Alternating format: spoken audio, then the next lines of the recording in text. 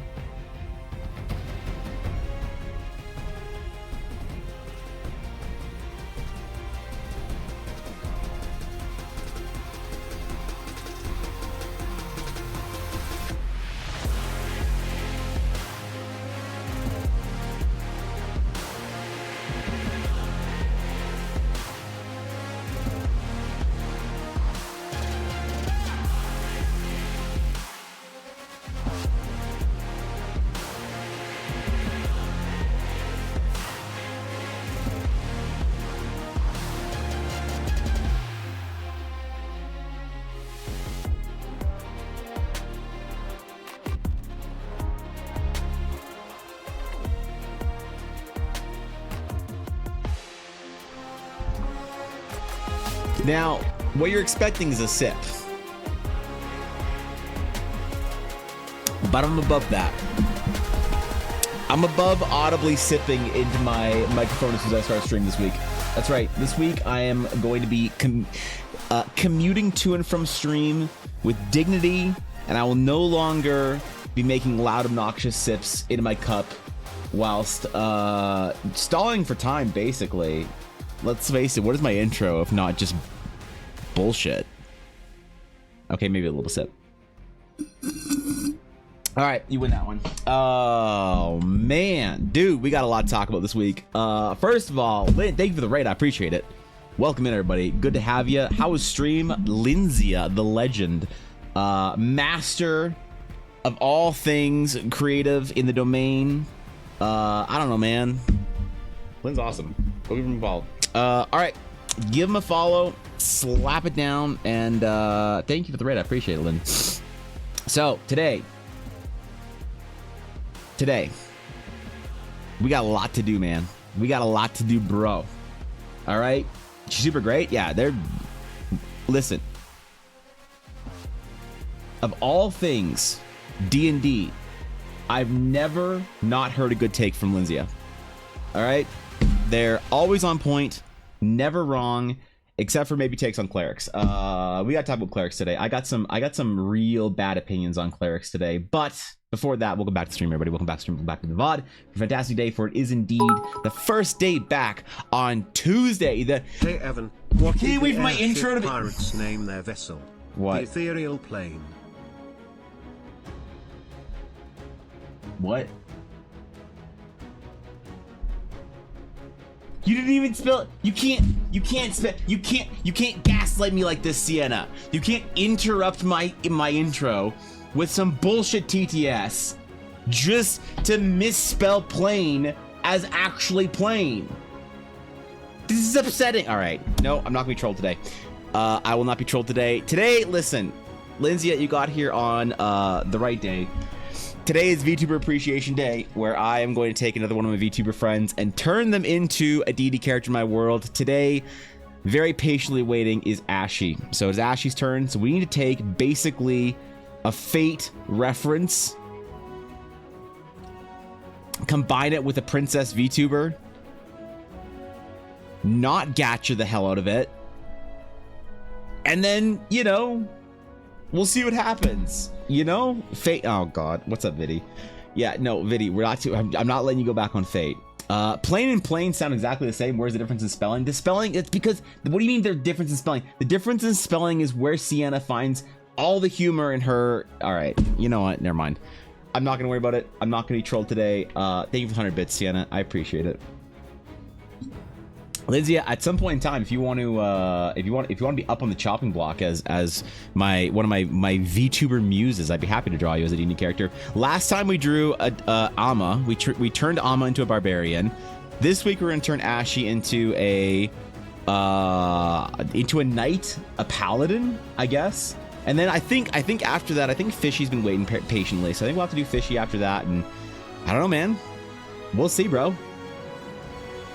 She got a great character for it. Lindsay, what if I was to turn you into a beautiful D&D character, what class would you want to be? Because when I think of Lindsay, I think she's like very elegantly castery, I guess. So like a sorcerer or a wizard, you know, either one of those. But today we're doing martial classes. We're doing Ashy of Heart into a paladin or some sort of knight, paladin, something. I don't know, man. We got to also figure out some stats for it. I want to make some stats for these characters. I want to get, if I can get my VTuber friends to also make a character sheet for their character so they can actually be an NPC in Eldara, I think that'd be fucking sick. So we need a reference for Ashy. Hold on. Ash or Twitter. Where's Ashy? We need to know what we're working with here. While I'm getting that up, dude, I have news. I have great news. I have fantastic news. News that I am very pleased with. I in fact reinstalled World of Warcraft Classic and started playing hardcore this week. That's right. That's right, I did it. I'm scrolling so far on Ashy's Twitter to find a reference of her. Why is she the only VTuber I know that doesn't just post cute photos of herself on Twitter? Why? What the fuck, Ashy? I just scrolled so far and I still haven't seen a single. This is the first. This is the first piece that I see of her. This doesn't help. This is not what I was looking for. I need an actual reference for Ashy. But yes, I started playing World of Warcraft again, and I'm super happy about it. Do I regret my choice? A little bit. Will I actually level up all the way? Probably not. But I'm very pleased. Okay, we have one picture of her making a smirk face, so that works, I guess. Here, there we go. Anyway, go to her VOD. I didn't want to just go to her VOD and clip out and snip out an Ashy. I mean, if you want to go snip out an Ashy from her VOD, that'd be sick. But if you're doing shit busy, don't worry about it. Magical Girl / KDA line is becoming more and more of a reality. Yes, that's right. If I can bridge the gap between Magical Girl, KDA, K-pop, VTubers, and D&D, I'll have considered my work done in this lifetime. If I can be like a shitty version of Tectone and just leech off of all my VTuber friends, that's probably what I'd want to do, just in general, you know, in life. I don't know what else there'd be better to do as a career on Twitch. Magical Girl with a space theme, so galactic. Here's the thing, I do space real well. I have an entire class for it. Dude, Lindsay, you could be an Astral Sage, actually. You could actually be an Astral Sage if you wanted to. Damn, that'd be kind of fun. All right, okay, I have ideas now. I'll save space in my wall art for that day. Yeah. We'll listen. We'll get there eventually. But yes, I did start playing World of Warcraft. Again, it's awesome. Nothing makes me feel older than playing World of Warcraft and talking about it with Thorkin. That's right. We've been playing hardcore, talking about dumb shit nobody cares about, like armor kits. And oh man, it's like what a way to accept your 30s is just to admit you're gonna play World of Warcraft Classic, a 19-year-old game, and still enjoy it. It's like, do I want to play Elden Ring? I still haven't played Elden Ring. No, I still haven't finished Baldur's Gate. You know, I haven't done any of this shit. Am I gonna go back to a 19-year-old game and play the hardcore version of it? You damn right. But that's like, I feel like that's kind of my theme recently. Like I played a bunch of Diablo 2 Resurrected, and then I played, that was early in the year, and now I'm playing World of Warcraft again. Like classic. Oh god, I feel like I need to get into new games, but they just all suck, man. Like Baldur's Gate's fine, but I'm waiting because I watched a video, and I've heard multiple people say that Act 3 is real rough and that I should wait for one more patch to actually finish it, which is fair. I know they just did a patch of Baldur's Gate, which apparently fixed a bunch of stuff, but like Guapo and a couple of my other like off-stream friends told me that the game, I think it was Guapo, told me that I should wait for Baldur's Gate 3. I should take my time going through Act 2 because Act 3 is still a little rough. I don't know how much was fixed in the patch, but I'm not in any rush to finish Baldur's Gate because I'm enjoying the fuck out of it, and I just want to chill and enjoy it, you know, and relax. And so if I have to wait a little bit to play it so they can patch some shit out, like, fine, sure, man. I don't mind that. So what do I do in the meantime? That's right, I just gotta go play a 19-year-old game again. And it's like, how many times have I leveled a night elf character through Teldrassil? It's just but it's so comfortable. I don't know why. I just put on like an Asmongold video and just started leveling, killing cats and skinning them. I was gonna say killing boars, but that's Elwyn, man. What am I doing? Googling Ashley brings up her profile picture. Wait, does it?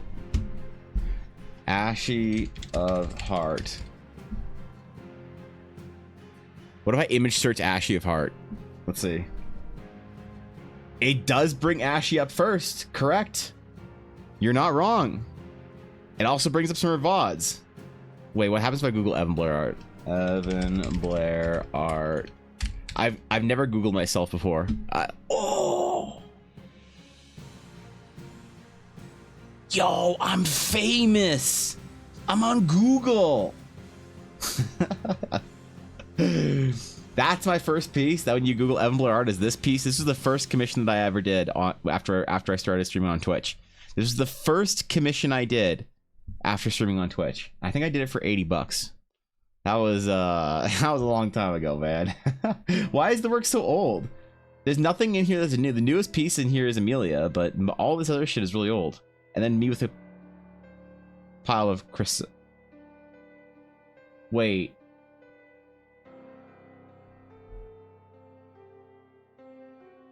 Wait, this is what comes up when you Google Evan Blair Art?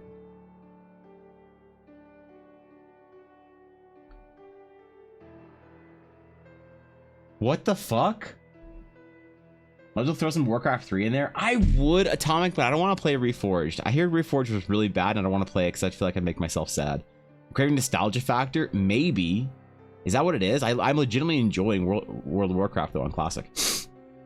You had a punny joke to get rid of the WoW? No, Sienna, please. This is actually what happens when you Google me, is you get this fucking GIF. Dude, I was like 50 pounds heavier in this. Damn, look at the difference. Holy man. For one, I'm not eating croissants, but oh wow, shit.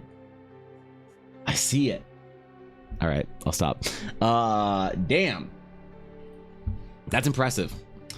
Google Rose Ladar, you get the World Anvil? Well, that's disappointing because there's nothing on the World Anvil yet. Still, 3 years. I've paid for a Sage badge for 3 years and I haven't used my World Anvil. I have paid for 3 years of Sage and World Anvil. I still am not using it like I should be. So I will. Thank you for the 100 bits, Aduria. I appreciate that. That's very kind of you. Thank you. Viddy, Naya Star Breeze is a commission I did. It's one of the earliest commissions I ever did. Even though it wasn't a GTS, Aduria, I still appreciate it. It tends to bring up the most clicked on pieces, so the more time, more clicks. Oh, that's a good point. That's a great point, yeah. Okay. As you scroll down, you still get a whole bunch of wait. As you scroll down, you still get art from me, but then you get this, and I swear to God, this isn't mine. Blair Witch Project by Sasuke von Helsing on DeviantArt. Okay, well, that's enough internet for us today. Guys, call it in, pack it up. We're done Why with the can't internet. barbarians keep their hands off their axes? Why? All that cleavage.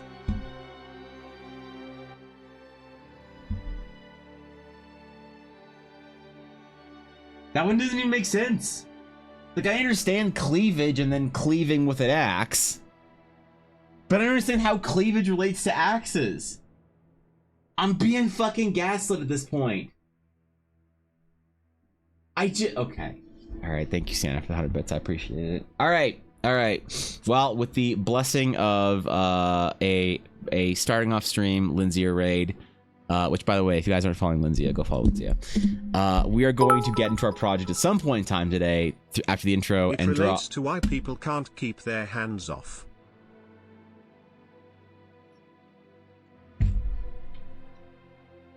I don't get it. I don't get it. I don't get it. Bizza, what is it? Hold on. What are the 200 bits for? I don't get it. There's no TTS. That could have been 2 TTSs. That was 0 TTS. That was what?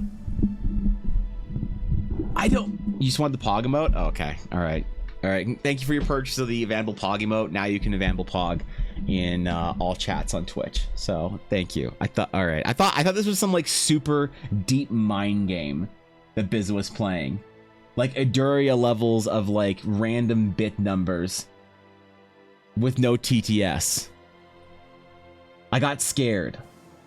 I got worried. It's like when Steph cheers like 152 bits for no reason. And you're like, what is 152? And she doesn't say anything. You know? Just giving you a break. Oh, okay, thank you. I appreciate that. Anyway, I played so much Warcraft yesterday. Holy shit. How does a non-binary barbarian kill people? How? They slash them. How does a non-binary barbarian they slash? What does that mean? Why did the bard go to the temple for a remove curse spell? Why? How else was he going to get a divorce? Okay. Here for some suck. Thank you for your orangutan. You know, I always forget that's an alert.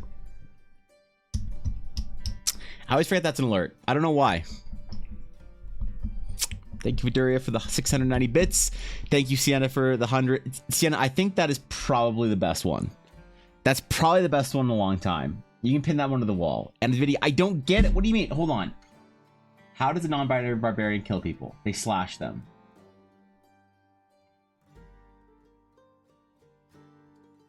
Oh, okay. They slash them. Fuck! I want to go home. Okay. All right. All right. I had to say it out loud. Then to... Okay, listen. Zibsy, how's it going? It's been a while. How's your summer been, Zibsy? Your adventures have been wild this summer, Zibsy. We missed you. Oh, man. All right. Okay. I'd love to tell you a joke about this druid girl that only eats plants, but you've probably never heard of her before. Who says about this druid that only eats plants, but you probably never heard about her? Oh. The worst part is when you make me read it as well. When I have to listen to it and then I have to read it. That's the worst part. It's the worst feeling. I hope you understand that. Thank you for 100 bits, though, I think. I'm working from home. I want to go home. I do want to go home, man. I just want to go back to Teldrassil and kill and get my skinning up. But I played for so long. I played for like 4 hours last night. That's a long-ass time for me to play a video game, and I haven't done that in a while, and it felt so good. So, anyway, I feel like there was things I was going to talk about today. Announcements. Oh, yeah. All right. So, a couple things. Blackwood Dice advent calendars are almost gone. I think there's a couple left. Ella's saving a couple for the convention coming up in mid-September. Ella and I are going to the Edmonton Fan Expo. But I think she's only got a couple left. So if you want to get on that. This week we're going to be doing the VTuber project for Ashy. And then also we're going to be doing some world building for another one of the Eldara's brand new character option, race, ancestries, whatever we're going to call it. I don't know, man. I don't know what word to use. People get mad at you no matter what word you use. So I'm just going to call them race/ancestry, make everybody mad. And then on Friday, we are going to be doing another request stream. I feel like I should have said that last week for this Friday, where I said that we would be, or where I decided we were going to be doing a request stream. I should have mentioned it on the week before Friday because people were mad about that, and I got mad messages, but people saying, why wouldn't you announce there's a request stream? So this Friday will be also a request stream, but I don't think that I should have to miss any streams this week. Thursday might be a little iffy. I'm not sure. I might be like half hour late. Would you guys, is it okay if I have to be like an hour late to stream for me to still stream? Because I feel like I have to be more than like a half hour late that I just don't stream. So for Thursday, I might say screw it and just do it anyway. So Thursday might be late, but besides that, we got a lot of cool shit to do this week. But first, we need to turn an anime girl into a paladin in my world. All right, we need to turn Ashy of Heart into Ashy of Art. All right, this is the goal today. We have it's fine, it's okay. All right. I feel bad. I feel like it's weird if I don't start at the right time, you know. So I feel like I shouldn't. And also, one of my streamer friends who's a lot bigger than me, she's like a big art Twitch partner. She was like, Evan, if you're ever gonna start late, don't start at all. And I was like, okay. And I didn't know what that meant. I don't know what late meant. If it late was like a half hour, if late was like 3 hours. So I never did, but I might be late on Thursday. All right, hold up, I missed some shit. Enjoy so much. Yeah, me too, Sienna. Sometimes it's been great thanks to many canceled plans, but sometimes that's just the way it goes. That is the way it goes. I hope you got a lot done this summer that you wanted to, because it seems like you went on some pretty crazy adventures, Izzy. Just do a punny, Evan. I'm so proud. I didn't do. What do you mean? Turning Evan Blair Art and Ashy of Heart? That meme has been. That's not a pun. That's a meme that's been around for a billion years. Where do you think Ashy of Heart took her name from? All right. Because I remember Ashy back when she was Allegan Girl. I mean, she changed her name on Twitch to Ashy of Heart. You know that she did that inspired by me as Evan Blair Art. Knowing how good that sounds. Just mention on Discord, it's good.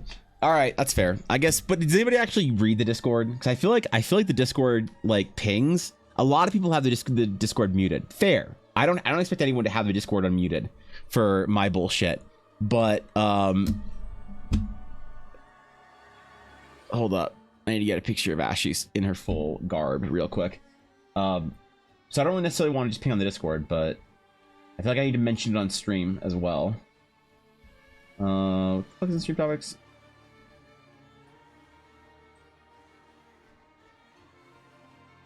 Oh, thanks, Garthman. All right.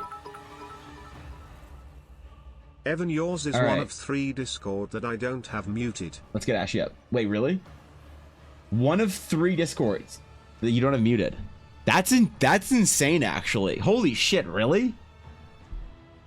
I'm impressed and honored. I have every Discord muted, man. I think I only have like, to be fair, I don't really use. Dude, I have all my friends' Discords muted. Holy shit. All right. I must use this power responsibly. All right, where's the DM Ashley sent me? All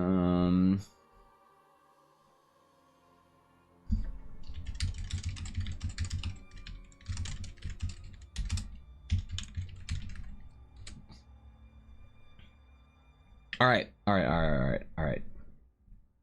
She sent me some ideas. I have them up here now on the other monitor because I can't show heinous anime things on stream. I can't have people thinking that I'm an anime nerd.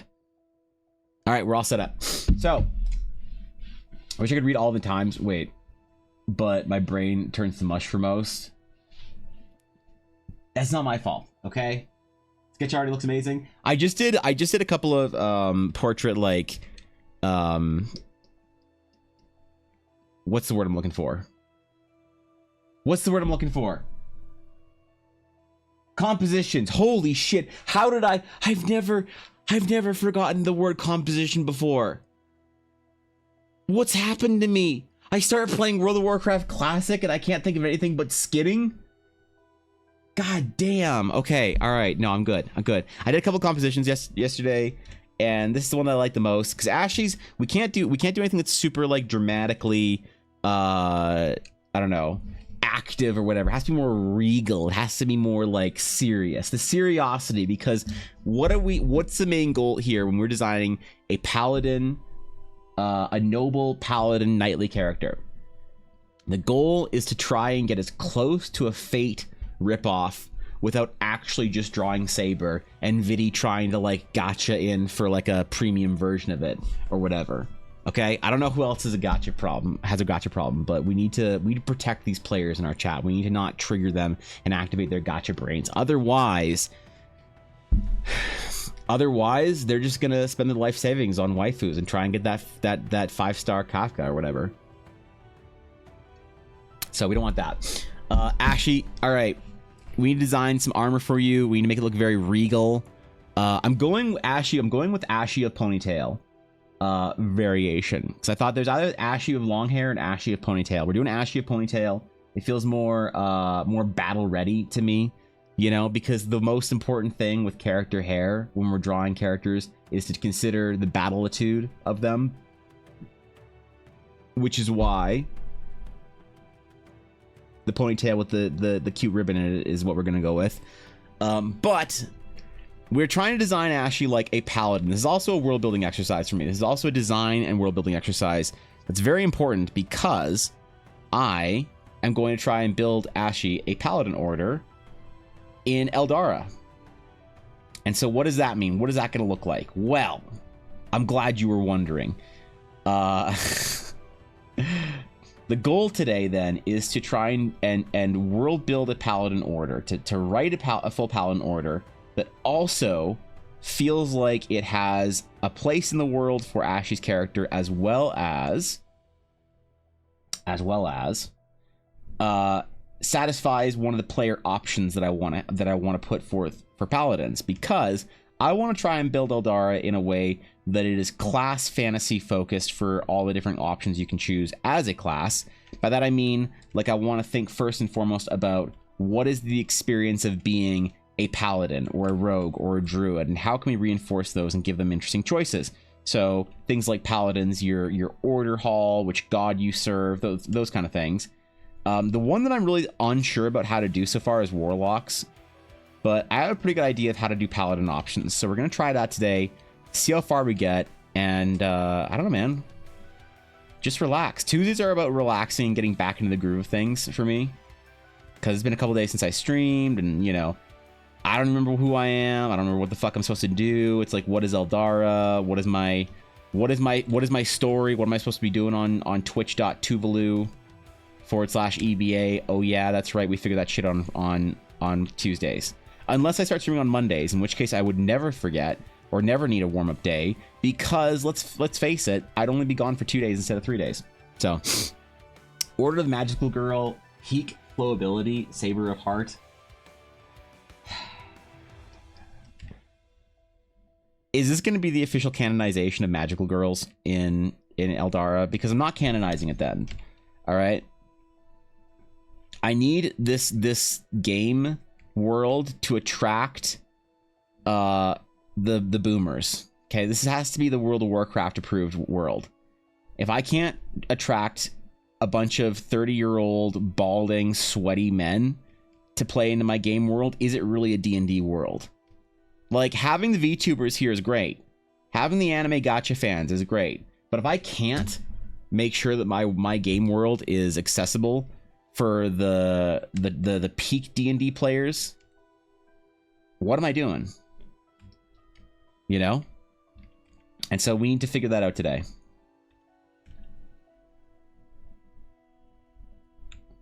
All right. I want to give Ashy a little bit, like, a mixture of delicate and heavy armor. That's gonna be a bit of a challenge, but I'm confident we can do it. If you've ever heard Ash explain saber faces, I highly recommend it to treat. Is there a clip of saber faces? Paladin Smite Evil, that's literally anime. Is it? Because in my humble opinion, in my humble, modest World of Warcraft playing opinion, it is in fact the most 30-year-old boomer thing you can do.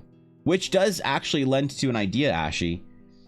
Can the anime nerds and the 30-year-old boomers unite over something in fantasy? Is that the uniting factor?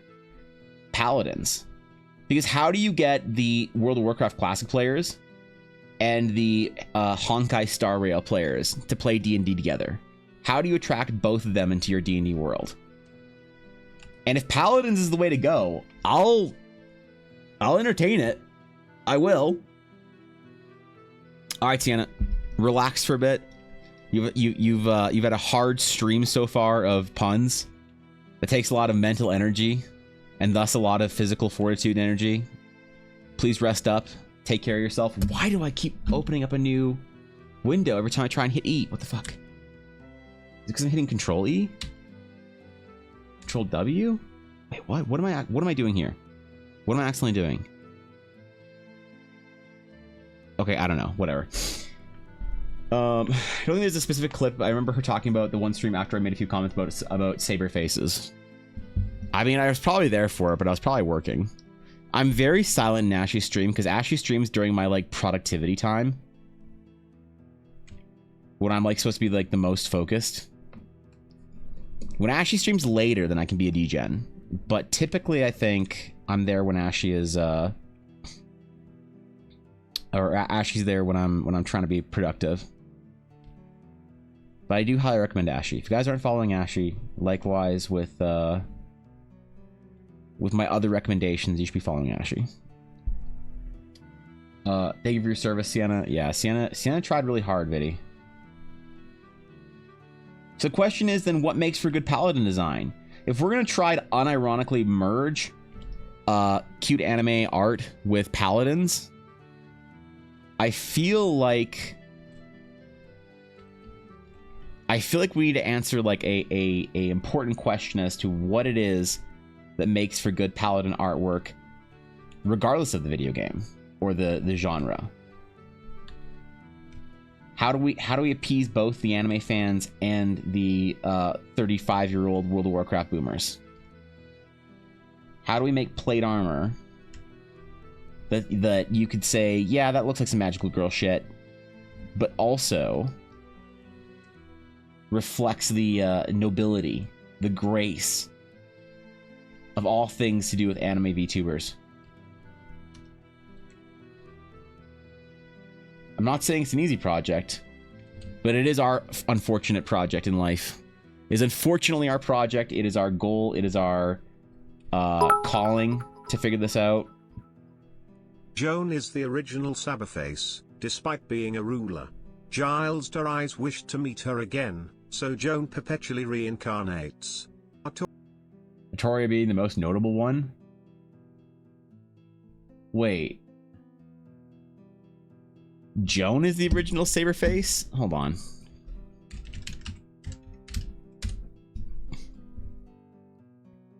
Hold on. Which one? I don't understand. What's the difference between the Saberfaces, Ashy? They're all the same face. They're just the same face. It's just more of the same face, but slightly angrier. Right?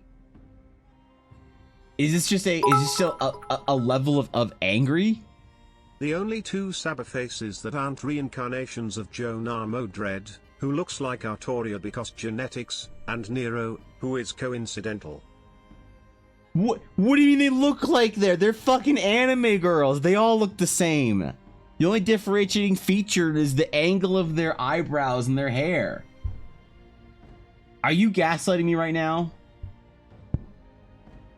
But also, is Nero best girl? Just real quick. We're getting into Fate lore. No, we're not. No, please don't. I can't. I don't have the tenacity to get into Fate lore, man. Right now. I can't possibly get into Fate lore on stream. I would be here for 3 hours trying to look up lore videos to reinforce strange theories. Ashley, what kind of earrings do you want? We gotta give you dangly, flowy earrings that are impractical in combat, right? And ribbons.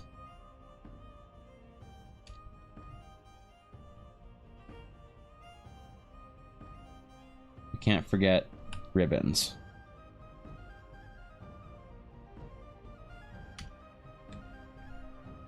I want the wind to be an element here. Since Ashley's very static, one key little hack for static characters is if you have a very static character, to introduce movement around them. Either whether it's movement like wind is an obvious example here, but you can do movement around them as far as if there's other characters, an environment or background. But also if you want to move the character, the static character in wind is always a really good hack for that. So we're gonna try and utilize that today. No, stop, please, stop. This is the easy version too. There's no such thing as an easy version of Fate lore. You start getting into Fate lore video, next thing you know, you spent $39 on trying to get a Gilgamesh on Fate Go. And I am proud to say I've never actually spent money on a gacha game. I've never actually spent any money on a gacha game. So I feel like that gives me some sort of like credibility in life. I don't know if it's good or bad cred, but it gives me some sort of credibility, I think. Walking middle ground between anime girls and Warhammer 40k boomers, and I'll have you know I painted my Chaos Marines in pastel colors, made tiny bows for them.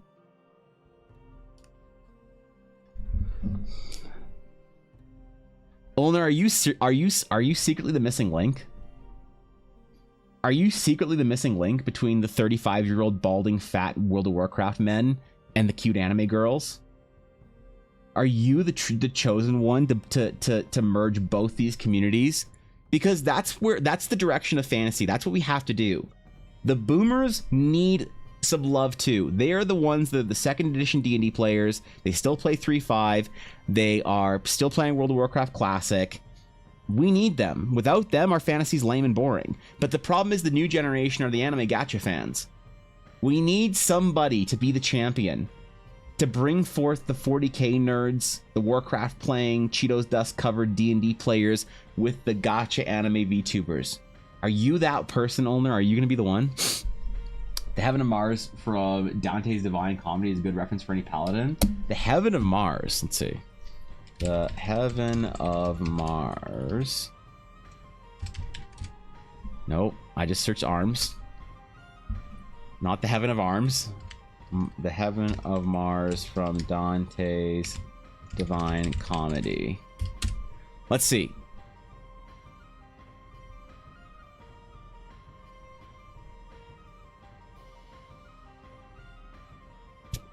I feel like I messed something up. Because I'm getting lots of angels. Oh no. Okay. Alright, I need to scroll down. Yo, this is some like Byzantine shit. Am I getting the right stuff here, Atomic? Because I'm just looking at like Byzantine nobility, like dudes with fucking laurel crowns and weird hats and long sleeves.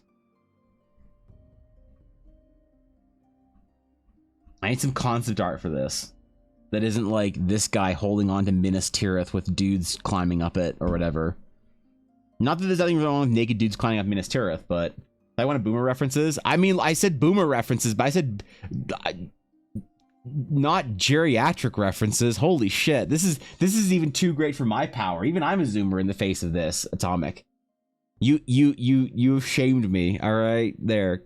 Congratulations. Touche. You found a boomer reference even too boomer for me. That's impressive. I haven't been out boomered in a long time, actually. This is a strange feeling. I kind of like it. Pearls? We can do pearls for earrings. Find up Nero's Red Saber and Mortar's Saber of Red, both non-reincarnations of Joan. Oh boy.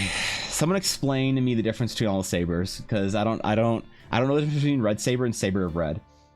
I'm gonna try to Paladin order, and you tell me if I'm putting too much anime into your D&D game. All right, these noble warriors travel the land, protecting the innocent and smiting evil. They've sworn to do all in their power, even risking life and limb, champion their cause.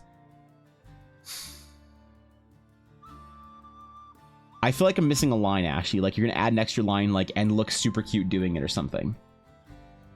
Haven't played any money in gacha games. Also, haven't I used my magic cards to pay for my Japan trip? That's true, actually. I did sell my magic cards when I was 21 years old to pay for a trip to Japan with LNI. What's up, Gabby? I'm that Link. I'm not even a boomer. I just live with so many Warcraft, Cheetos Dust, D&D boomers. My family's legacy is built on basement dwelling, book hoarding, field crafting, tabletop nerds. Holy shit. God damn. All right, Ulner is the missing link here. Locally sourced, no cultural appropriation. Yeah, that's ancient shit right there. All right. We need some more regality in here. Is the crown too much? I know we have to include Ashley's crown. Oh, we also need her hair flip, don't we? How do you bring a hair flip into my style? I feel like it's hard, but we need to actually do it. It's like with the Amma piece that we did, all right? This is the last VTuber that the last time I ruined a friend's character by making a VTuber version of them was Amma. We turned Amma into a barbarian. Wait, I gotta get a picture of Amma up so that I can Amma. I need a screenshot of Amma as well. Why is it that my VTuber friends are the only VTubers on the planet that don't have half their Twitter content just cute pictures of them? Like, what a missed opportunity for these VTuber friends of mine. If I was a VTuber, I would post a cute picture of me every single day on Twitter. Holy shit. Okay, I'll go to a VOD. Holy fuck, I'll go to a fucking VOD.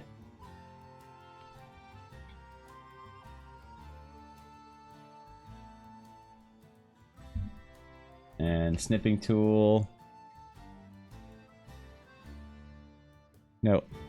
Open your fucking eyes. I need to take a snip of you. All right.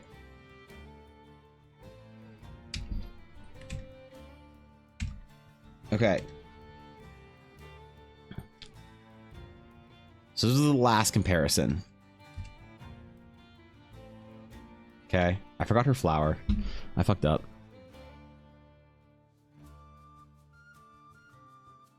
So for this one, I did put Alma's hair flip in, didn't I? I did give her her hair flip.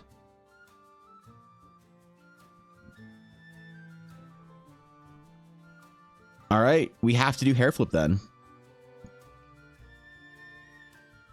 Understood. How many people earn it? Earn what? Earn what, Ulner? What is there to earn? It's a flower. I'm very poor. Yeah, true. True. The poor life. All right. I feel it. I relate. I couldn't even microtransact Pokemon Go this last weekend. Okay, you have so many cute VTuber friends. Don't tell them that though. The thing is though, Lexi, is you have to understand the VTubers have one substantial flaw about them. One flaw greater than any other. And that is their ego. They all have massive fucking egos. And if you tell any of them that they have a cute model or whatever, they lose their fucking mind. So you can't, you know, you can't go crazy, all right? You got to be careful. You got to like, it's why the closer I become with somebody, the more I ruin their name and disrespect them. Right? Like when I call Fishy the galactic sewer carp, because her ego gets in the way, dude. Whenever I address Ashy in her chat, I won't say Ashy of Heart or Mrs. Streamer. I'll say Ashy of Lame. Okay? That's what you gotta do. Channel Divinity. Wait, they can make their swords glow in the divine light, dealing additional radiant damage and allowing them to attack distant targets by firing radiant blasts. You want to have a ranged attack Divine Smite. You want to make Divine Smite a ranged attack.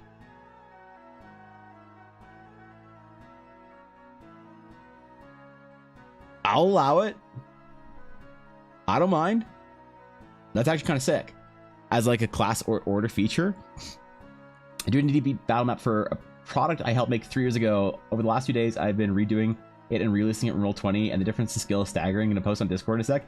Dude, even a year, it's crazy, right? When you look at your old work, I think that's a really good idea to do once in a while, Flower, is to review your old work and compare it, because sometimes it's hard to feel like you're making any progress, right? I'm just going to mention Googling Anime Nights gives some pretty good references in my opinion. If I Google Anime Nights, I'm afraid that I'll have to purge my search history, or else it's going to recommend me Honkai and Genshin ads on YouTube next time. Anime Night. Oh, great. It's more Saber or Alice from Sword Art. Why is there so much Dark Souls in here? What the fuck? I'll tell them they're cute and their ego will be your problem. God damn it. I thought you had my back, Lexi. I thought you had my back. Like, what the fuck? Okay.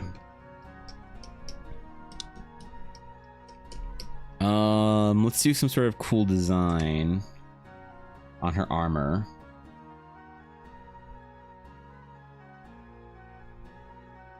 And we'll call this one Ashy of Blue. And there'll be Ashy of Blue, Ashy of Red. But Blue Ash will be different than Ashy of Blue. And we'll need you to figure out why by watching 3 seasons of Ashy Stay Night. Other channel divinity, if you or an adjacent creature is reduced to 0 hit points, you may use your reaction to expend all your remaining lay on hands uses to heal them for that amount. They gain resistance to all damage until the end of their following turn. That's sick. That's actually sick. I wonder if there's a way to make lay on hands more interesting, like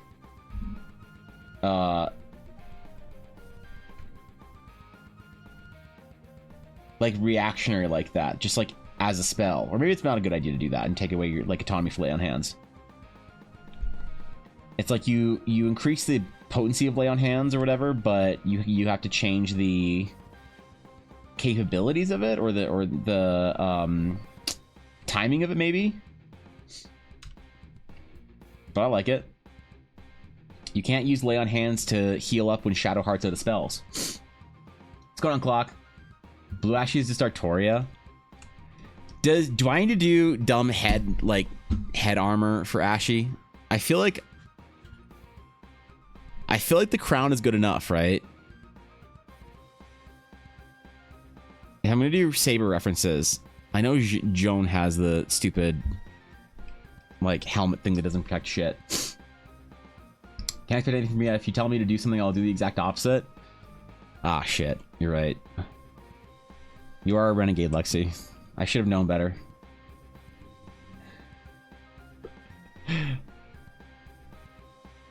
That's actually fair. Okay. I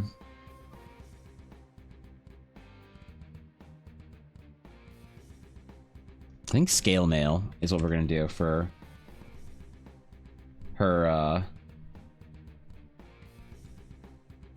her arms. It's been a while since I've done scale mail, but I think I want to merge and mix some different types of armor here. Like, it'd be nice to do like chain. No, we won't have enough room here to show multiple. We can do scale and half plate. Half plate and scale, that's what we do.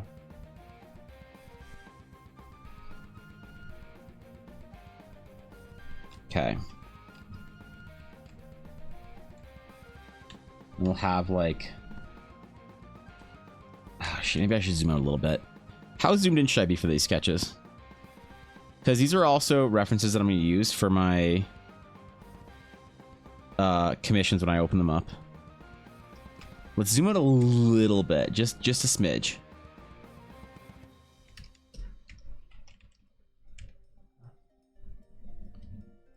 So we can show some sort of armor.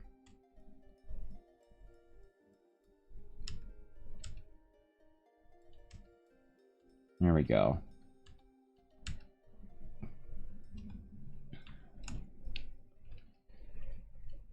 And maybe we need to make these pauldrons larger. That might be the play, honestly. Crowds enough, I'd say, especially in a combination with the bow. That's fair. That's fair. I think Ashley has a little heart in her crown. Yeah, of course she does. Okay, we'll keep the heart. We'll redesign some of it to make it feel more in line with my fantasy design, but we'll keep at least the heart. So right now at this stage in the sketch, we're trying to get core elements, important things, important shapes, core elements, and that's about it.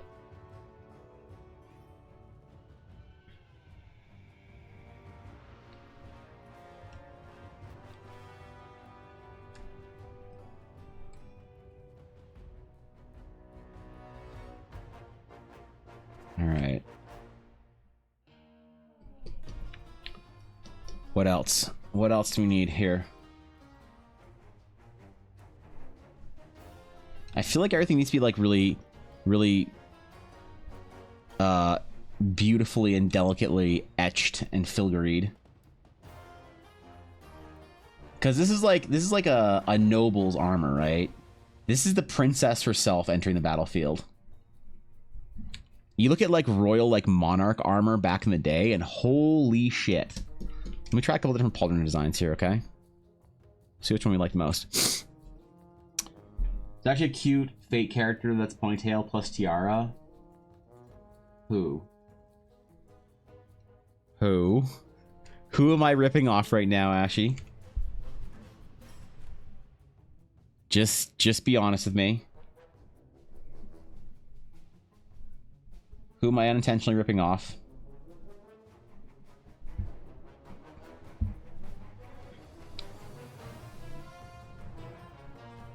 Because I'll fix it if I have to. I just would like to know how bad it is.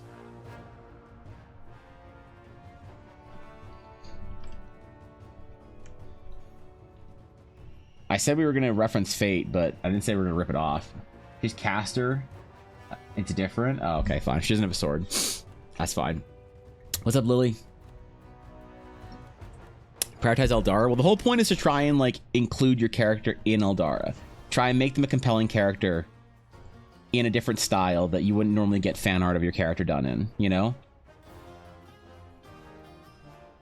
So it's not necessarily just about prioritizing Eldara, it's about also prioritizing the uniqueness of my own fantasy intuitions and trying to challenge that by introducing like old school or fantasy with like newer VTubers.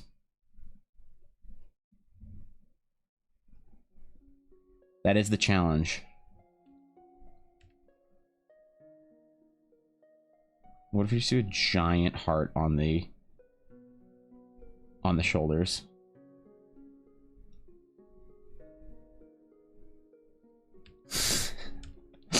What if? What if maybe?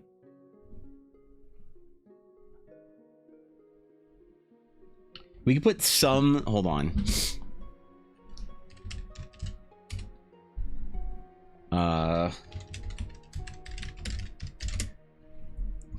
I wonder if we put some small reference to Allegan design. You know, some small Allegan reference in here. Just as a small ode to history. It almost feels like putting a fake character in a Fire Emblem. That's not a bad way of putting it, actually. It's the Order of Heart, dubbed so because they're so self-sacrificing. That's how it. Okay, that's how they got their name. Was the self-sacrificing? Okay, got it. How noble of them.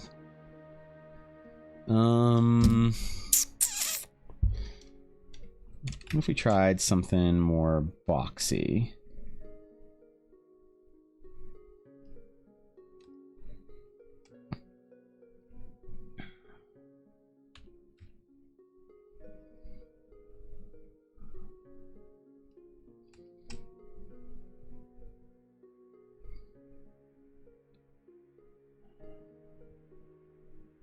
Something like that. Regardless of what we do, we need to put more rivets into it. I don't put enough rivets into my armor.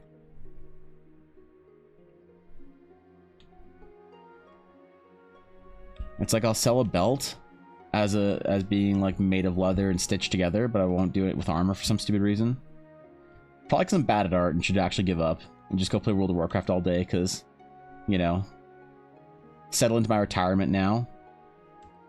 I'm so excited to see what my generation, what millennials in retirement look like, because I bet you we're just gonna all play MMOs. You're gonna get retirement homes with old people just straight up playing World of Warcraft and like Guild Wars and shit, complaining about balance 60 years after the game came out. Can confirm, tastes good. All right. Excellent. Excellent. I like that. I like that one. All right.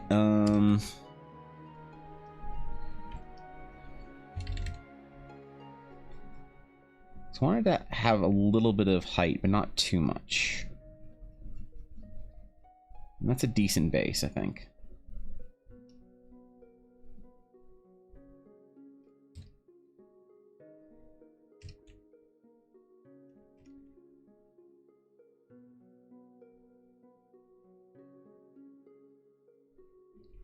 Oh yeah, that's cool. That's cool. I like that.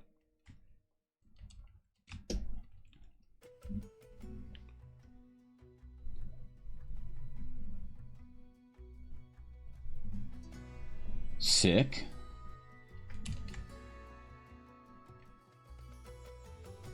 It's very very regal, very paladinly. Imperial Ashy of Heart variation. And like I said, this is a world building exercise for me. That's why I like doing this. Because we got to figure out an order that Ash's character here can fit into.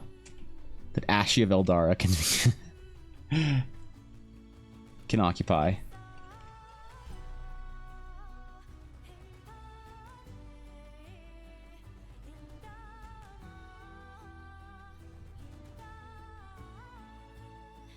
We'll give her the double earlobe piercing.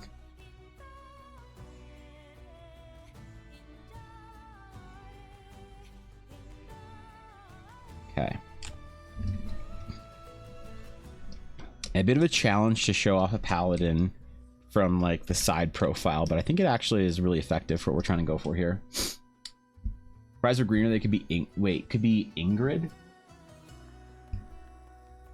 They're not green at all though.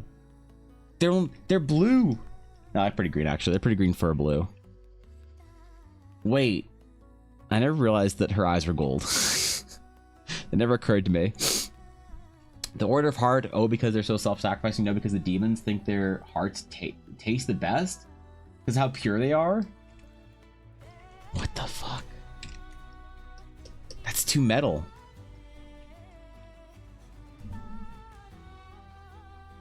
Demons? What is this, a Dark Souls reference? Actually, you know what? Let's do this in symmetry. Do something really cool here. Around the same size. Cool.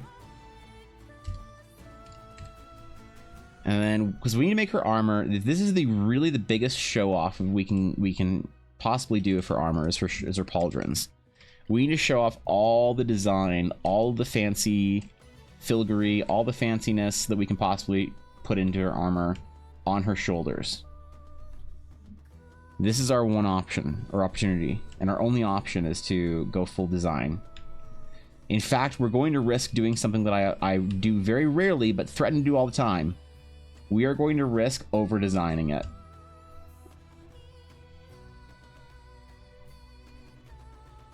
That's right.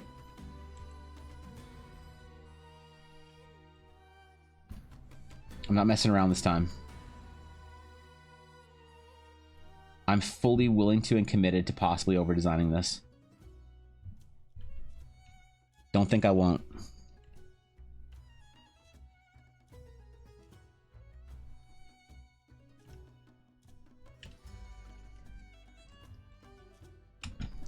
Okay.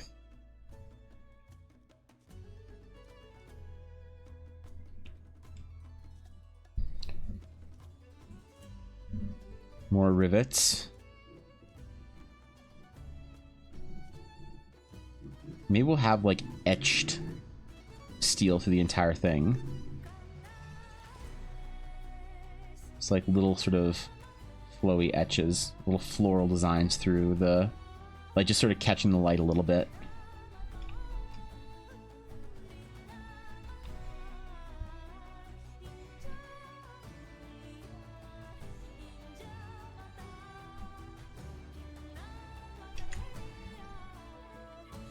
Well, that's all right. I don't mind that. Wait, why is my File Explorer opening again? What am I hitting? All right, whatever. Was Paladins considered a hearty meal? Do you know why the evil king stayed up during the day? Because he was afraid of the night? No, stop. Stop. I can't. Sienna already spent the pun budget today.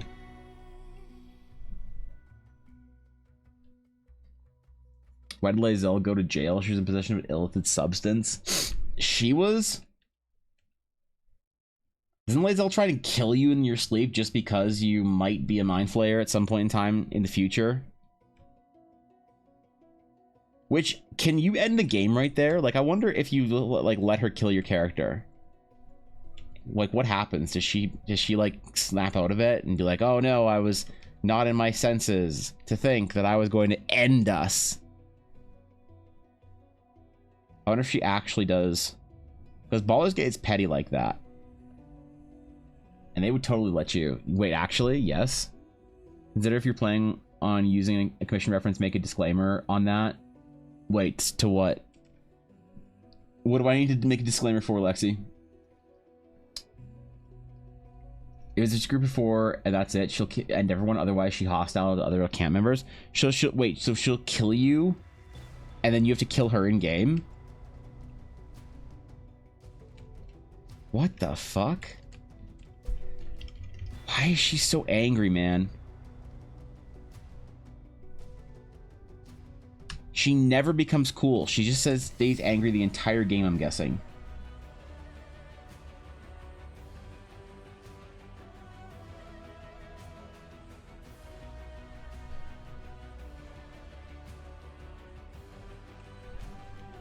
Like, for real, bro.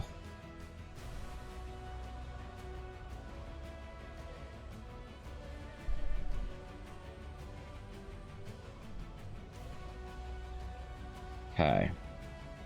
So we need to make this heart emblem, but we need to sort of sell it as a regular, like, Paladin order seal. So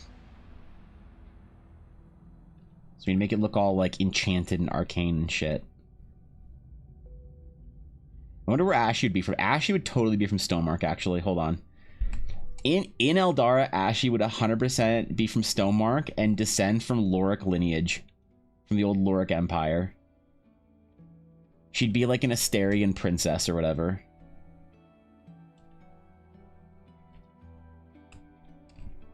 Totally not traitors. Totally loyal to the new kingdom. 100%.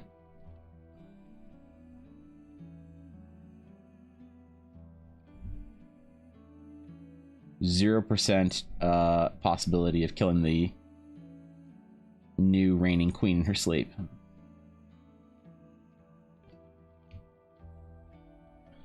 Maybe some small, like, island nation, actually. Disclaimer regarding the over-designed pauldrons. People aren't expecting that on theirs. I don't mind it. You know, it's fine. I think, Lexi, I want to sell my commissions as character designs first and foremost. So I don't mind doing super intricate work, like, on their armor and stuff. Especially because I'm only doing, like, sort of bust portraits and not doing, like, any crazy, like, full body kind of shit. I don't mind doing, like, a substantial amount of design on whatever is showing. If it fits for the character, I guess.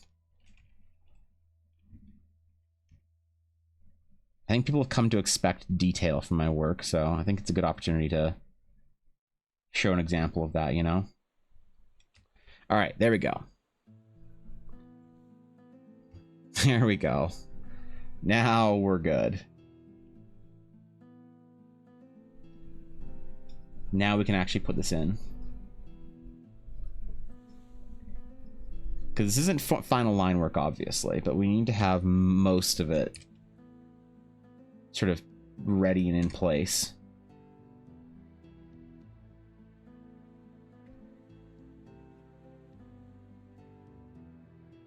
I think it was there, right? Yeah. All right, cool. Cool. All right, so now we need to make the main breastplate blend in with that kind of detail. I can also imagine this like very small, delicate etching through the entire armor. The tiny spider friend now, they fell on my laptop and we're vibing. Oh, kill it with fire, Lexi. Yeah, fire. She was hostile all non-active party members, otherwise it's a game over screen. There are no other non-activity members. She ends herself too. She actually kills herself too, really? What am I supposed to put here? Hey, have you seen the 4 It's a halfling Paladins. barbarian BG3 video? Amazing content. I have. I watched it on Asmongold watched it on stream. It was peak Baldur's Gate, but how do they get Eddie's? How do they get that many smoke powder barrels? This must have been heavily modded because I don't know how to get that much smoke powder. That was a great video though. That's what I love about new games when they come out and they have like a strong community reception. Also, thank you for the 7 months. I appreciate that. I should have said that as well. When do I become a warlock patron? Make my patrons wild as hell, boost for power. Wait, patroness, wild as hell, boost for power. I think it's just a small series of checks you need to succeed in Ulner, and then you're there at this point. Besides, he disappeared. You can pick them up here and there. There's not that many, right? There's only a couple in the... Like, they in that video, they destroyed the entire goblin camp. The inside of it. They had, like, 100 of those. You can pick up, like, maybe 10. The Warlock wants to be Eldritch Blast with bonus damage. They should at least give me some spooky fireball. I mean, go for it. You can rebrand it. It's your character. If you want your Eldritch Blast to look like that, go for it. Thank you, Benki, for the follow. I appreciate it. Thank you, dude. Welcome, my friend. Hope you enjoy your stay. Convinced my friend to get the game. Really? That's what convinced them? To see 4 fat, barbarian, balding halflings destroying shit in Baldur's Gate, throwing each other at things. That convinced your friend to buy the game? Alright. Look, a lot of people were convinced to buy Baldur's Gate because of the bear scene. So, I'm not questioning it anymore. I'm just sort of observing.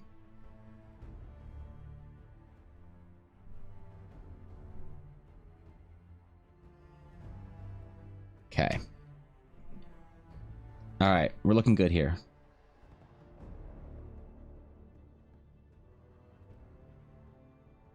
I think anyway. Yeah. I want to put like a pattern on her cloak, I think. There's a decent amount by the Knolls too. They found a duplication glitch.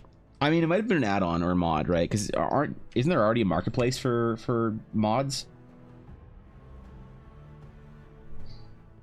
I saw there was people recommending a couple of like, don't play Baldur's Gate 3 unless you have these mods kind of shit, but I don't know.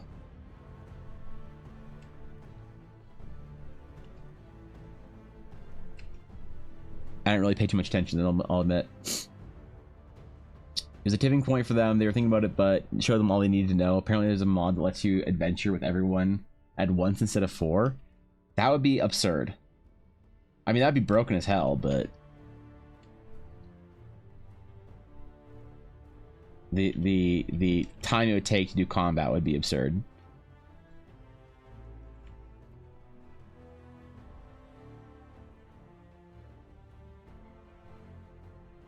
I'd still do it. I probably won't do a modded playthrough once I'm done. be perfectly honest, I think I'm only going to play it once. I have no desire to do a Dark Urge playthrough. I have no desire to do a... Man, do I want to have her holding... Man, it'd be so cool to have her, like...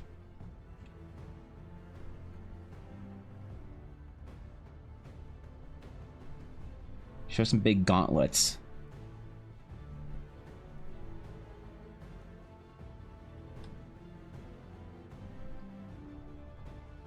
Holding a sword. Oh, sword would be so cool. Okay, maybe we'll do sword. Maybe we'll do sword. I don't know.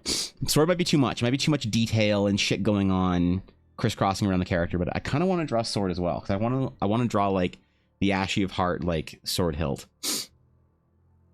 The Twitter link I'd like to check out. Relevant stream. Can I post in stream topics? Yes.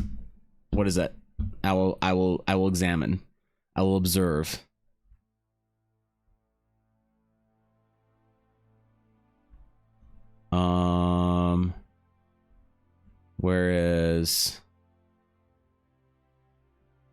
Where is stream topics? Hold on. There we go. Okay. Yes. Hit me. Hit me whenever. Do we do sword? I kind of want to do sword.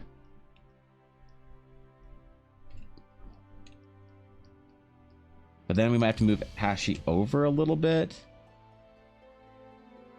We could do that. I'm not sure yet. I'm wishying about it. And I will continue to wishy about it until I decide whether we're doing it or not.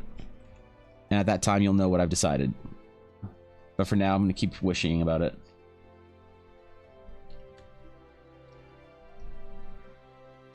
Okay, so she's wearing... Okay, so what's going on here? She's wearing a she has a collar on with some kind of bow and ribbon. But then also has a plate steel collar around it. Sort of as a... what the hell is the... A gorget? A gorgette? I ain't Thorkin here. I don't speak enough French to know how to pronounce gorget.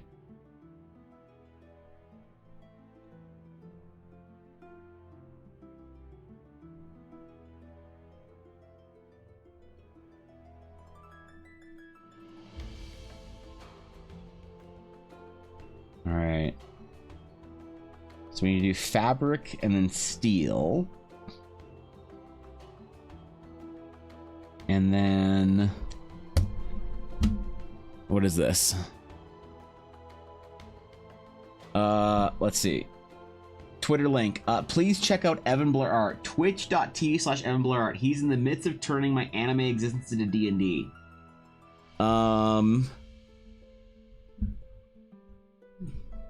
Yo. Thank you, Garthen. Quote tweet. Actually true. True. Thank you, Garthen. Yes. You can always post Ashley's Twitter in I know we have a no like links to socials rule in Discord. You can always post a link to Ashley's Twitter. You can always post a link to any of my friends' Twitters. That's fine. The only one you're not allowed to post to is Fishy's Twitter because I don't want to get my Discord demonetized. So,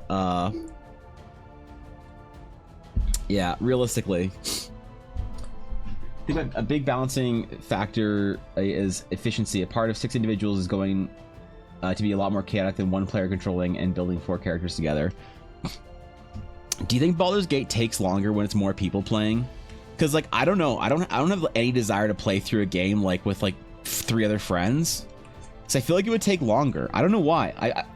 My intuition is that if one player is controlling combat, 4 characters, that player is like more in the know of what's going on, and they're planning what they're going to do with the other players like beforehand. And if you take like 4 or 6 of your like Cheetos dust covered degenerate goblinoid D&D players and you put them in a Baldur's Gate game together,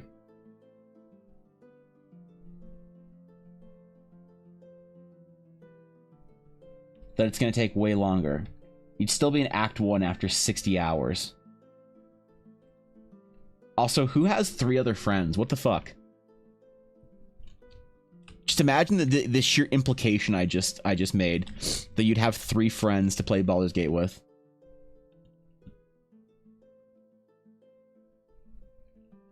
I feel like I could play with Dashto, Thorkin, and Ella.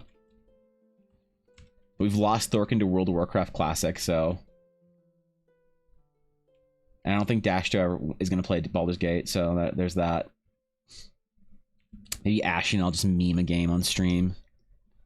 I know we talked about that at some point. Spent 60 hours in Act 1 on my own. If you played with 3 other friends, you'd be in Act 1 for 100 hours. You'd still be in Act 1 with your friends right now. Playing co-op, it actually goes by really fast because you can split up for some of the convos and meet up for combat. You can actually take turns together. But don't you lose a lot then if you're not knowing what's going on? That's why Ella and I stopped playing together. Ella and I were looking forward to Baldur's Gate as a game we could play together because we played through Divinity together and it was amazing. But we decided that Baldur's Gate isn't as good to play co-op if you're into the story because you miss out on stuff. I'm like, oh, I just talked to these kids in the druid camp and then I got robbed, but then I agreed to help them steal something. And she's like, what? You know?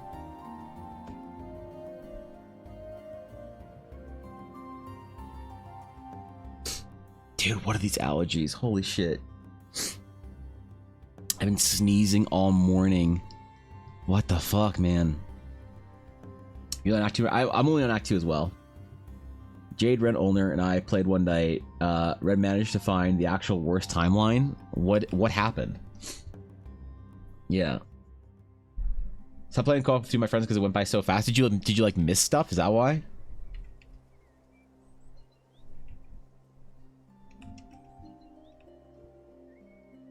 Because I can see that being a problem.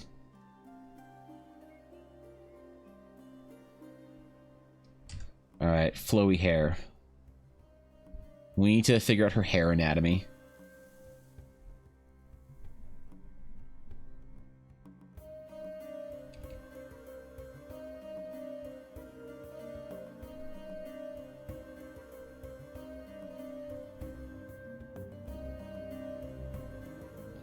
Hair anatomy is important. Needs to be flowy. Oh god, give me 1 second. It's allergies, bro. Fuck! Damn it.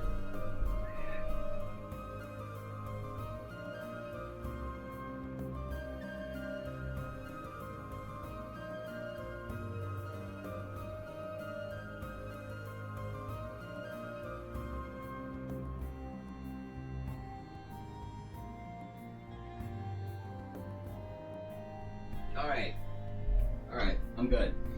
I'm good. I'm chill. I'm chill.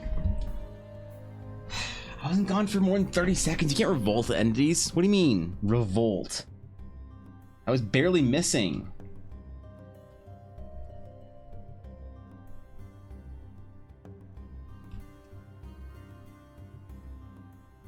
I was here to see the entire thing. The mods ratted you out.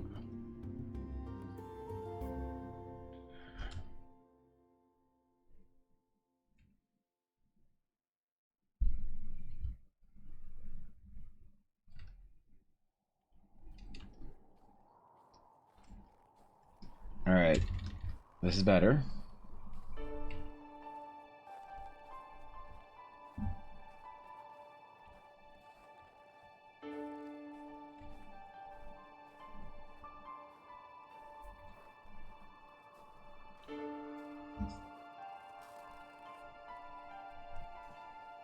Maybe after Ashy's done, I'll paint Arendelle and see how fast I can get demonetized on YouTube video from it. Maybe Arendelle will know who I am then. Missed what happened, but I'm here for it. Don't worry about it, Sienna. It's fine.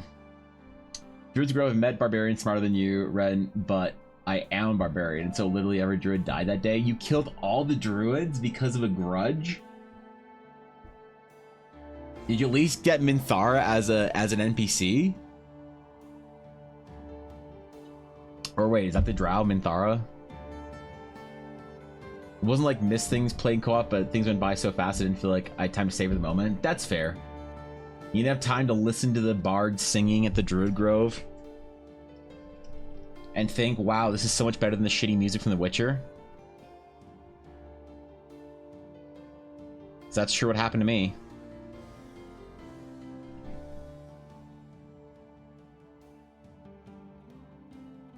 Okay.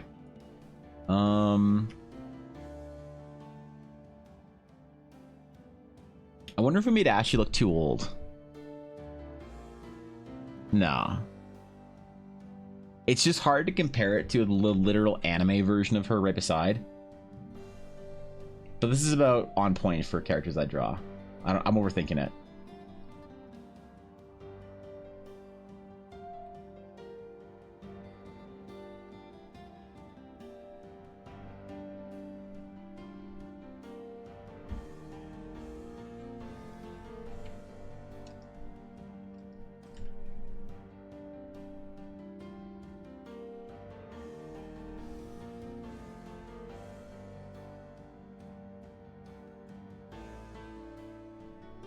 Okay.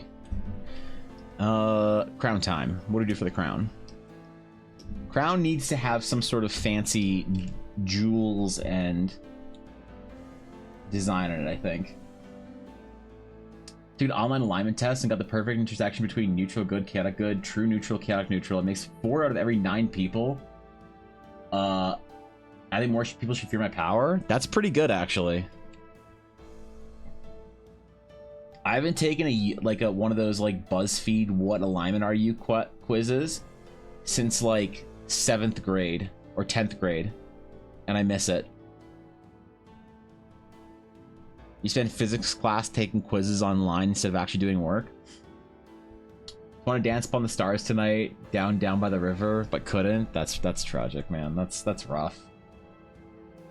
When you want to go dancing by the river with your bros, but the bros don't wanna. It's like, come on, man. I just wanna go down. I just wanna go down and play a bard in D&D. What's the problem with that?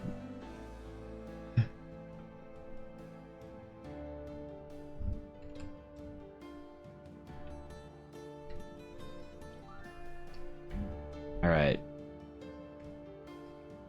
I'm going a bit of a different shape, but that's okay.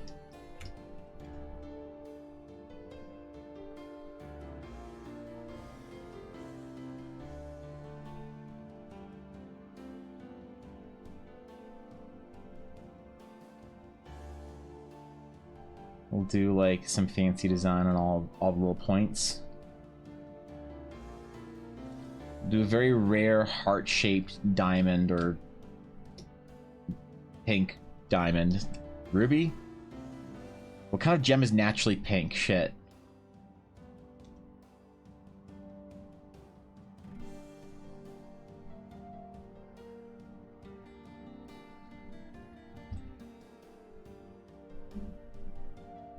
I'm not good with gems. I think I had to make one up for my pink crumb. I didn't know what pink gems there were. Spike's crown looks cool, Spikes. Bros just want to destroy worms and pummel brains before placing their tombstones next to yours. Yeah, what's up with that? Come on, man.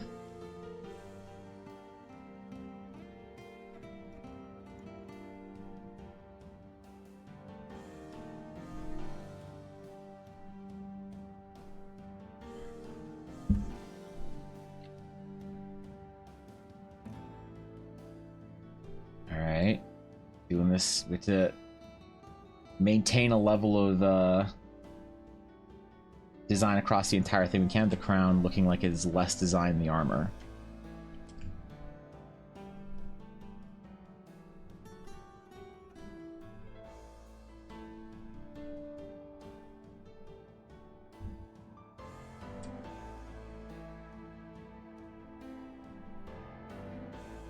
We'll really throw a lot of the filigree in.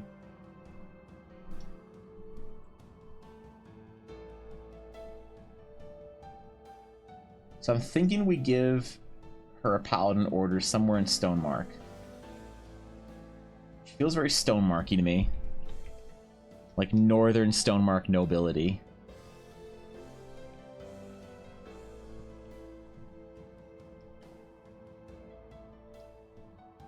I think I captured mostly what's going on with her hairstyle, but maybe I could do a little bit longer. Wait, I forgot there's diamonds in her hair. What the fuck? How do I just put diamonds in her hair, bro? Pink diamonds are a thing, actually?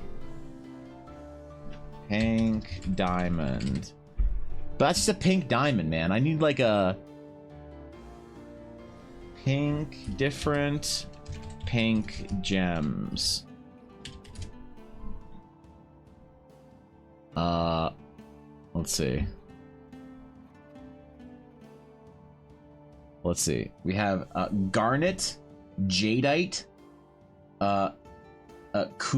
kunzite, moonstone, morgranite, mother of pearl, opal, pearl, and petalite. All right. I need like an actual gem that isn't like just a pink version for the crumb.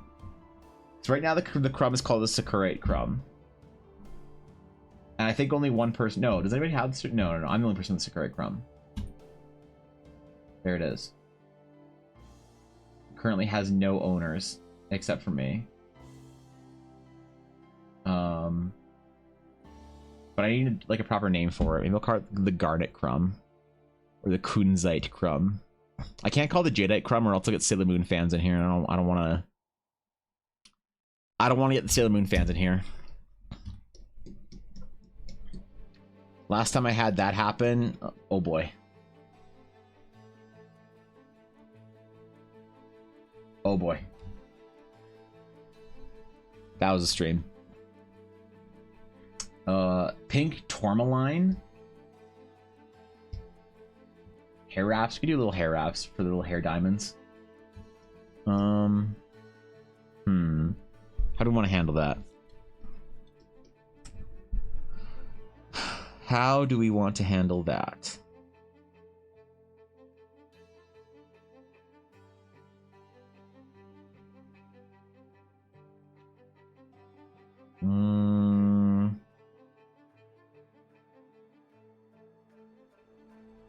I'm not quite sure yet. I'll figure it out. Anyway. More detail. There can't be a single piece of armor that isn't, like, etched. I'm thinking mostly silvers, though. Silver and... Oh, God, we have to do pink, don't we? That's so important to Ashley's, like, brand. But I feel like it's so non-fantasy. Or Eldar fantasy. I'll figure it out.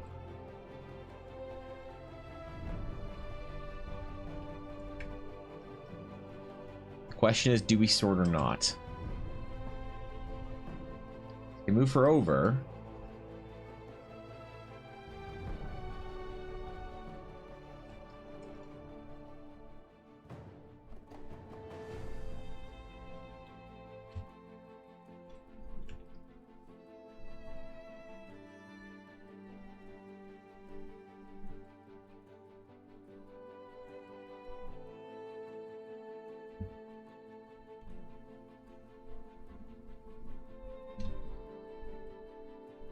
And then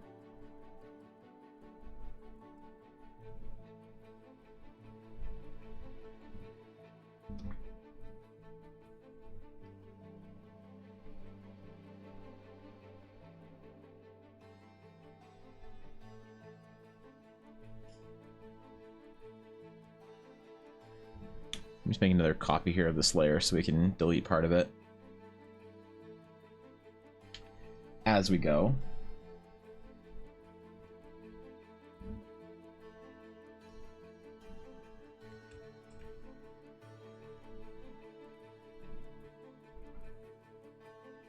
We lose a lot of the hair flowiness if we do that.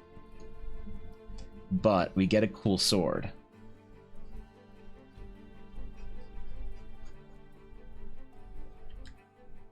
And it's like, what is more worth it at this point?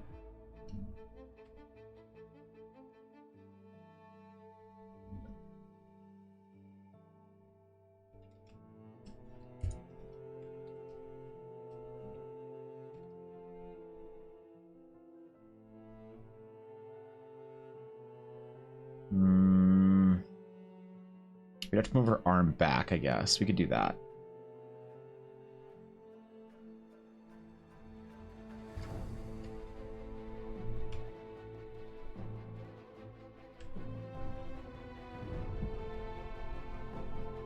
Because, actually, never mind. Hold on. If she has thicker gloves. Oh, yeah. Okay, never mind. Never mind.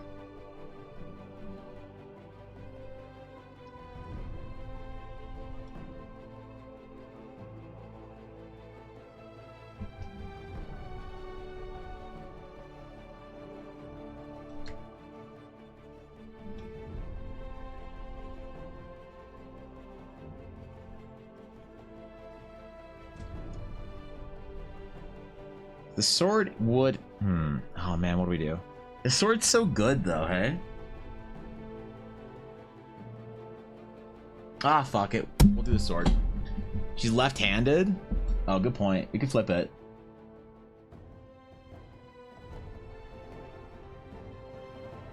I don't know why I thought that she'd be left-handed. Yeah, we could flip it, or just because I wanted to do it up to... It looks better if it's up to the, like, if the foreground hand is up further up on onto the blade. It looks way better, I think.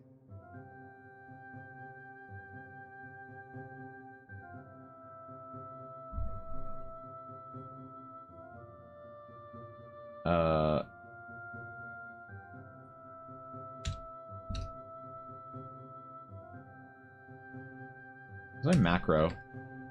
I had macro for flipping set up. Why can't I transform this? Oh.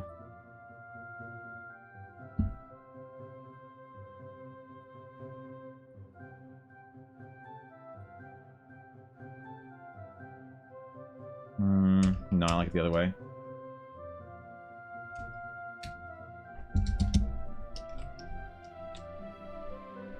Maybe we'll sacrifice the foreground hand.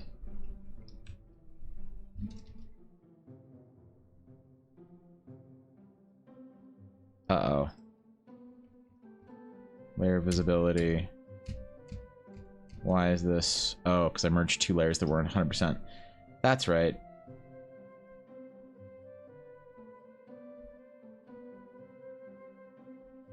Alright, let's try it.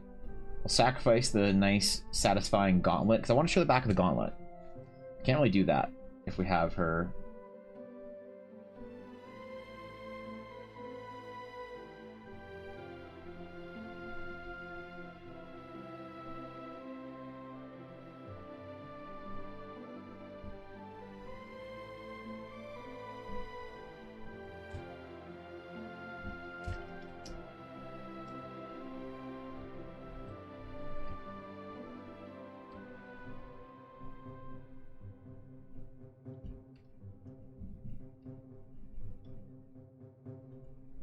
God, it is better to have sword, isn't it?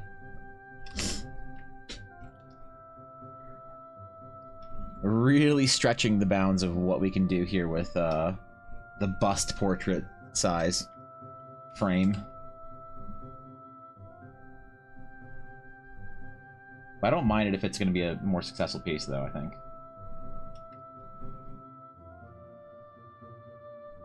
The sword has to be very well designed, too, to reflect the amount of money that she has to put into swords.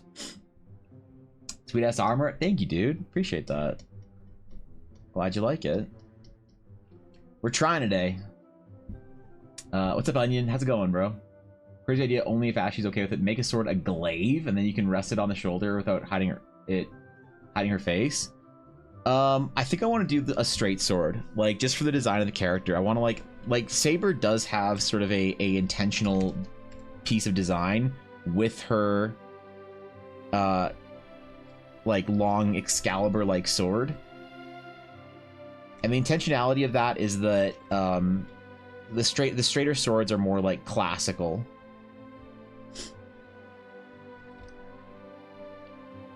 And that's definitely something that we're gonna choose to carry forward onto Ashley's character.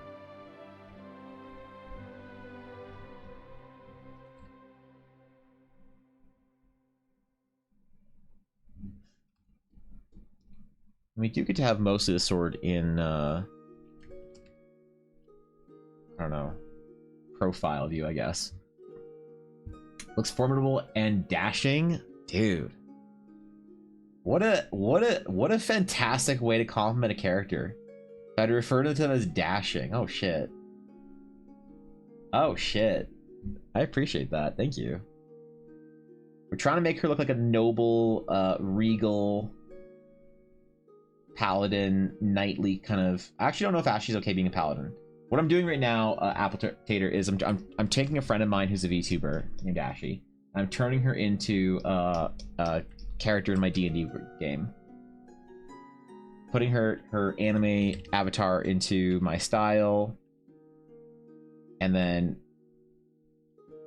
hopefully it looks good at the end.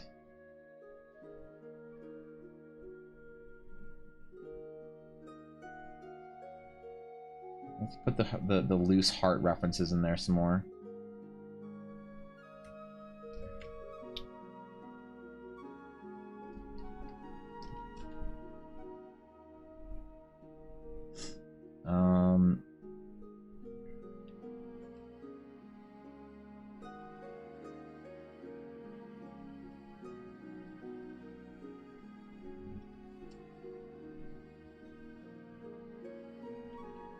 Okay.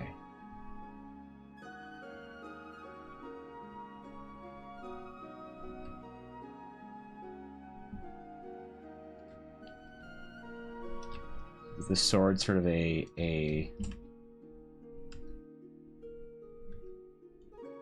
not quite an enchantment on it, but general floral sort of design, implying there's some either craftsmanship or enchantment on it, maybe. Because you know, if a character like this is popping on the battlefield, she's using a enchanted weapon. Imagine playing a D&D character without an enchanted weapon. What are you, level 3? We have to bring toxic elitist gaming or gamer tendencies into our D&D realm. There's one thing I know about Ashley. It's that she's a toxic elitist gamer.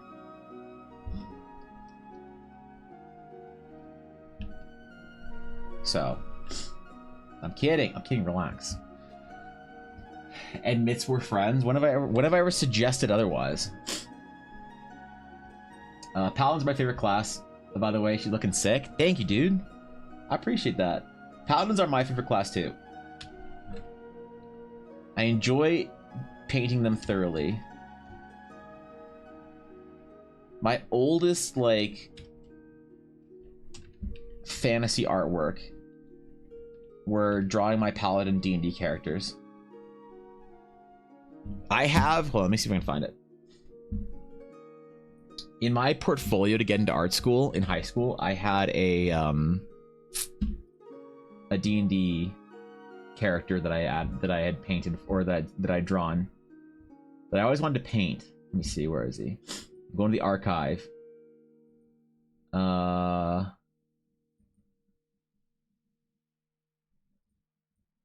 Is this it? No. Pictures, ancient pictures. What year did I get into school? 2007? 2008. Oh yeah, okay, so here it is. So this is a paladin. This is my paladin when I was in school, high school, that I drew. And I consider this the start of my love of drawing paladins. When I drew my character, this was, don't forget, this was when I was like 15 years old or whatever. So this was like half my life ago. But ever since then, I've just wanted to draw dudes in armor with cool fucking like robes and stuff alongside that. Ever since then. And when I finished art school, I was still drawing. Where is it? Where are they? Where are they? Dudes in armor. When I finished, I was doing the same bullshit, man. The same bullshit. Drawing dudes in armor. Oh, God. Feels like it's been an age since that time. Oaths bring interesting limitations to roleplay, and I do find the features are quite distinct. Yeah, I don't know. I feel like I don't really enforce oaths all that much in my games, and I really should.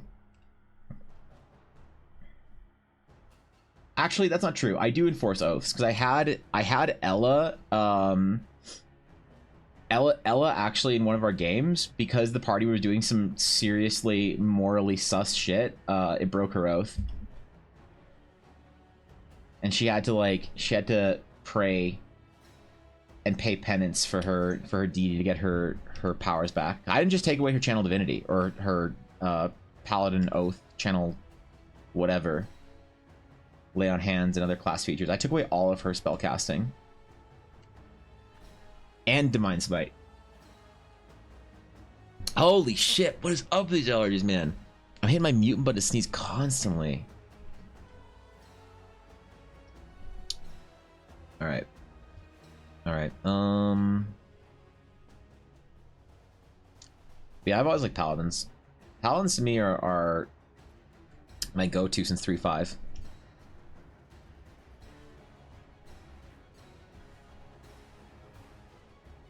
Maybe it's boring, I don't care.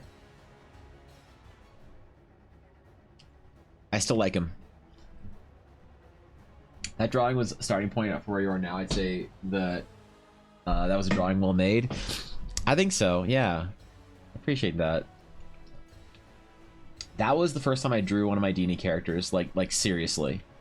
Like, I had little doodles and stuff that I'd draw on my character sheet, but that was the first time that I had, like, sat down and said, I'm going to draw my D&D characters, like, and try and take it seriously. That was hard for me. Like, I know that's like a pretty shitty piece of art, but, you know, when you're, like, a kid, right?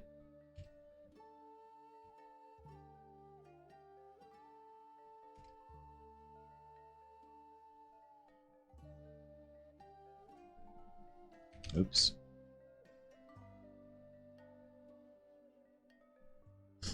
Okay.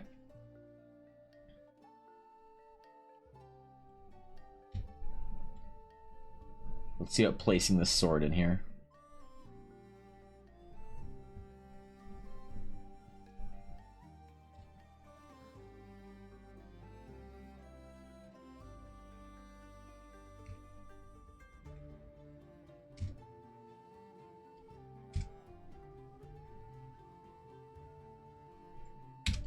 New layer. There we go. There we go. That's what we're trying to do.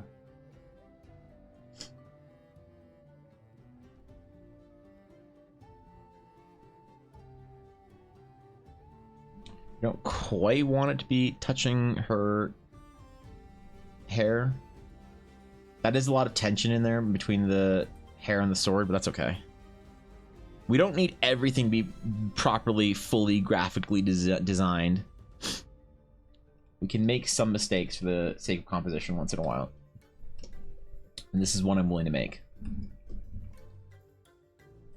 Create an awful tension point in there, and who cares?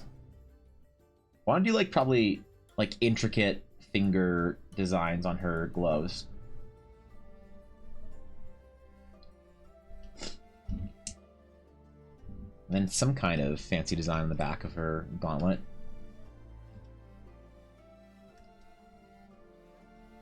Oh yeah, that's sick. Okay, sword better.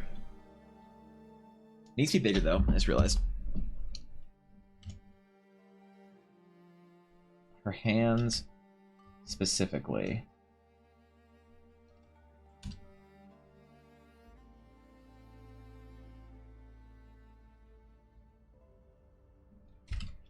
Oh, and they wouldn't come out across the blade all the way. Okay, whatever. I'll figure it out later. Hand anatomy is something that I never get right the first time. So I just do a vague impression of it, and then I have to walk away from it for a while and then look at it later. it's like I don't draw like basic features like hands and faces and poses on stream, because it's always the kind of thing where I come back later and it's like, well, that was wrong, or oh, that needs to be tweaked a little bit. It's part of the process.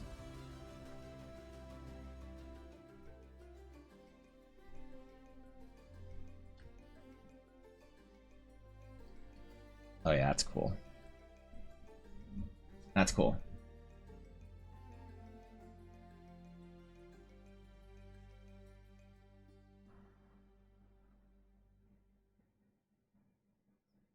We need to turn the blade a little bit, but that's fine. Under sketch, base sketch things for base sketch reasons. Try telling NADPOD that Paladins are boring. I just feel like it's an unpopular class. At least it was for the longest time to enjoy playing Paladins. People make fun of me all the time for it in like high school or even my game store days during like 4th edition when that was the current edition, and even early 5th edition. I got made fun of all the time, man. Evan, Paladins are boring. Ooh, lay on hands. Ooh, who cares? Play something cool. Although to be fair, during that time is also when the edgy sort of phase for gamers and nerds was in full swing. Like if you remember, there was a time when right after the Dark Knight came out, around then, where Dark Knight release date that came out 2008, so I was about 18 years old. So around then everything had to be dark and gritty and edgy, like unironically, right? Like if you liked Superman, you were a pussy. You had to like Batman because he's dark and gritty and it's real and dirty. You know, if you liked Star Wars or Stargate, for instance, at the time, you were a lame weirdo. You had to like Battlestar Galactica. That was for adults. It was dark and gritty, and everyone talked like this. And they would all sit there and look at each other, and they were all intense the entire time, talking like this with each other. And if you didn't like that, you were a fucking loser, wimp, weirdo pussy. And you were gonna get made fun of. And you did get made fun of. And I think that's why. It's because Paladins weren't cool because they were like the shining hero of the story. And you had to be a dark and gritty, edgy boy to really sell yourself as a proper nerd. And it was around that time when I got the most shit from my fellow employees at the nerd store, and also the general nerd population. Like, ugh, Evan likes Paladins? Yeah, I bet, wuss. Everything had to be so dark and gritty and edgy. I don't know why, man. It's like everyone was so insecure they weren't tough. So you had to you had to prove how cool and tough and edgy you were and gritty. And I'm over here reading Thor comics and shit. Being like, I don't know, man, I just kinda like it. It's cool. Thor's like the hero, and he's like nice to everyone. He's having fun, he's like laughing while he's like, you know, killing the bad guys. No, man, if you don't like Batman, that's the only superhero that actually matters. It's Batman, Evan, didn't you know? But something changed at some point in time. I don't know if you guys felt it, but something changed in the culture. Or suddenly it wasn't just for losers to like Paladins and Batman or Superman and like shining heroes and shit. It's misogyny and homophobia. I don't think it's that. I think that's getting a little too intense. That's a little too analytical for it. I think it was just the time. I'm not willing to say that every nerd at that point was misogynistic and homophobic. I think that it was just cool to be dark and gritty. We all go through phases. Like if you look at entertainment in general, like anime in the 90s was very like gritty and grotesque and gory and edgy. And then anime now is like fucking cat girls like meowing at each other while they're like camping, or like, you know, the genre of cute girls doing cute things. I don't think I'm ready to just accuse the entire nerd culture around 2008 as being anything like that. I think it's probably just that it was cool, and the trends change, you know, and it was just trendy to like things like the Batman, Dark Knight, and Battlestar Galactica and whatever, because it's more rebellious, I think. Because when everything was like, you had Star Trek and Stargate, where it was like happy adventures and everything was like pretty wholesome and sweet, and everyone was going on their little adventures to go find, you know, the new planet with the new species of fungal alienoids or whatever that are, you know, really smart and nice or whatever. And it was just rebellious. It was punk rock and rebellious to like dark and gritty and edgy things. That's all it was at the time. Even though I wasn't into it, I don't think it was anything sinister and malicious like that. I like that with writing and get basic stuff down, then always come back around, patch things up. Yeah, I mean, I'll see something that's wrong like 2 hours after I've drawn it, which is why I don't start a piece. I don't ever start and finish a piece on stream. I'll do the base so that I can do the good stuff. People don't care about the base of me like figuring out where a character's fucking nose is. You know, you draw the little circle, you draw the lines and all that shit. That's not good stream content. Stream content is good where we're designing shit. That's the cool stuff.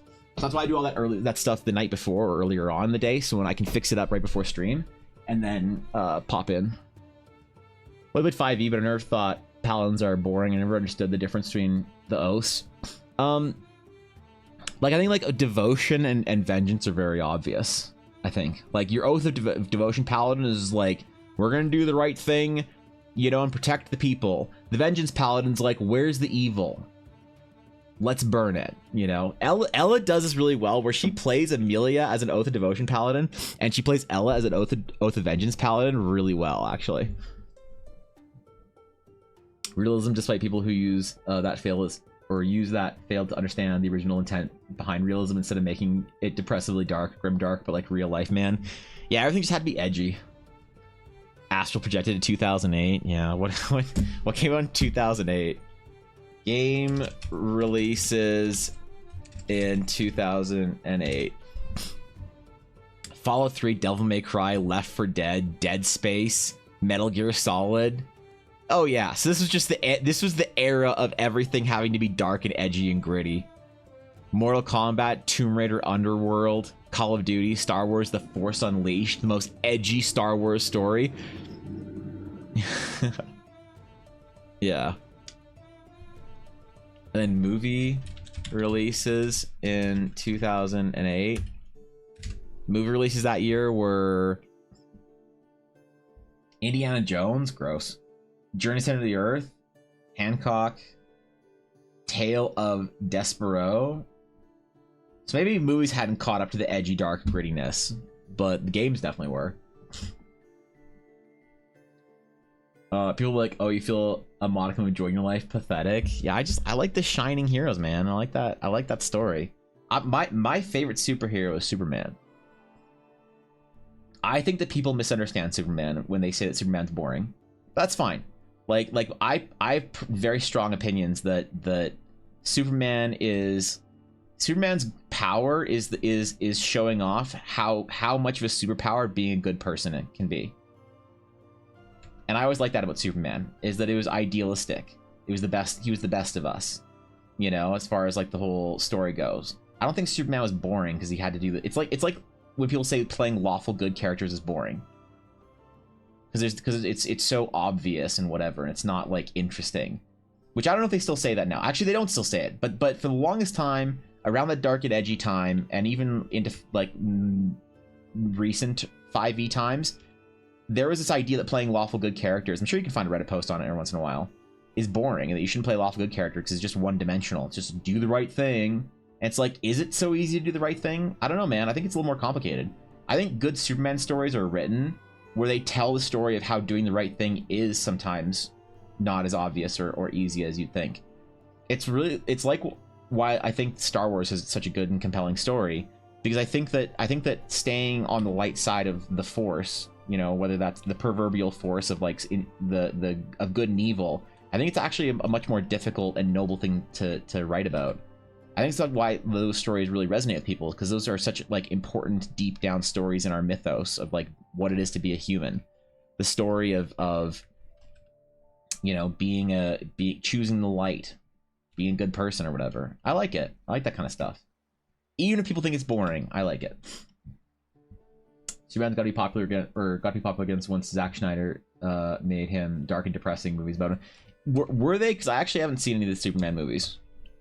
I saw one. I saw the one with Zod. I'm not sure if that was the first one or whatever. That was, but it was okay. It was meh. It was meh, to be honest. I'm not up to date on all the superhero movies. I kind of checked out after after Avengers. Which one?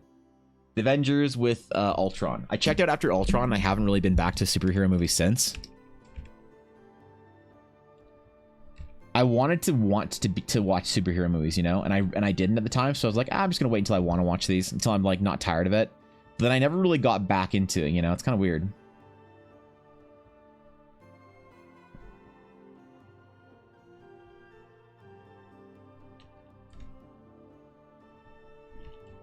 I kind of wish I had, but here we are. All right. Everything must be designed here. Every piece of armor must be detail intricate. I'm flexing right now. I'm using this piece of Ashy's design here to show off.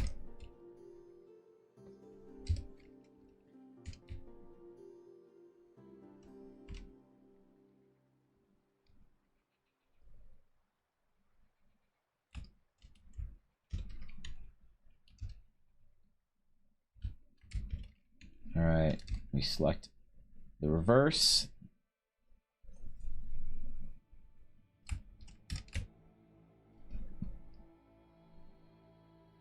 Oh, it's too high.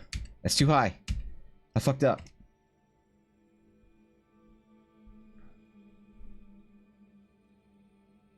There we go. All that design work for nothing. Well, it wasn't for nothing. It was useful, I guess.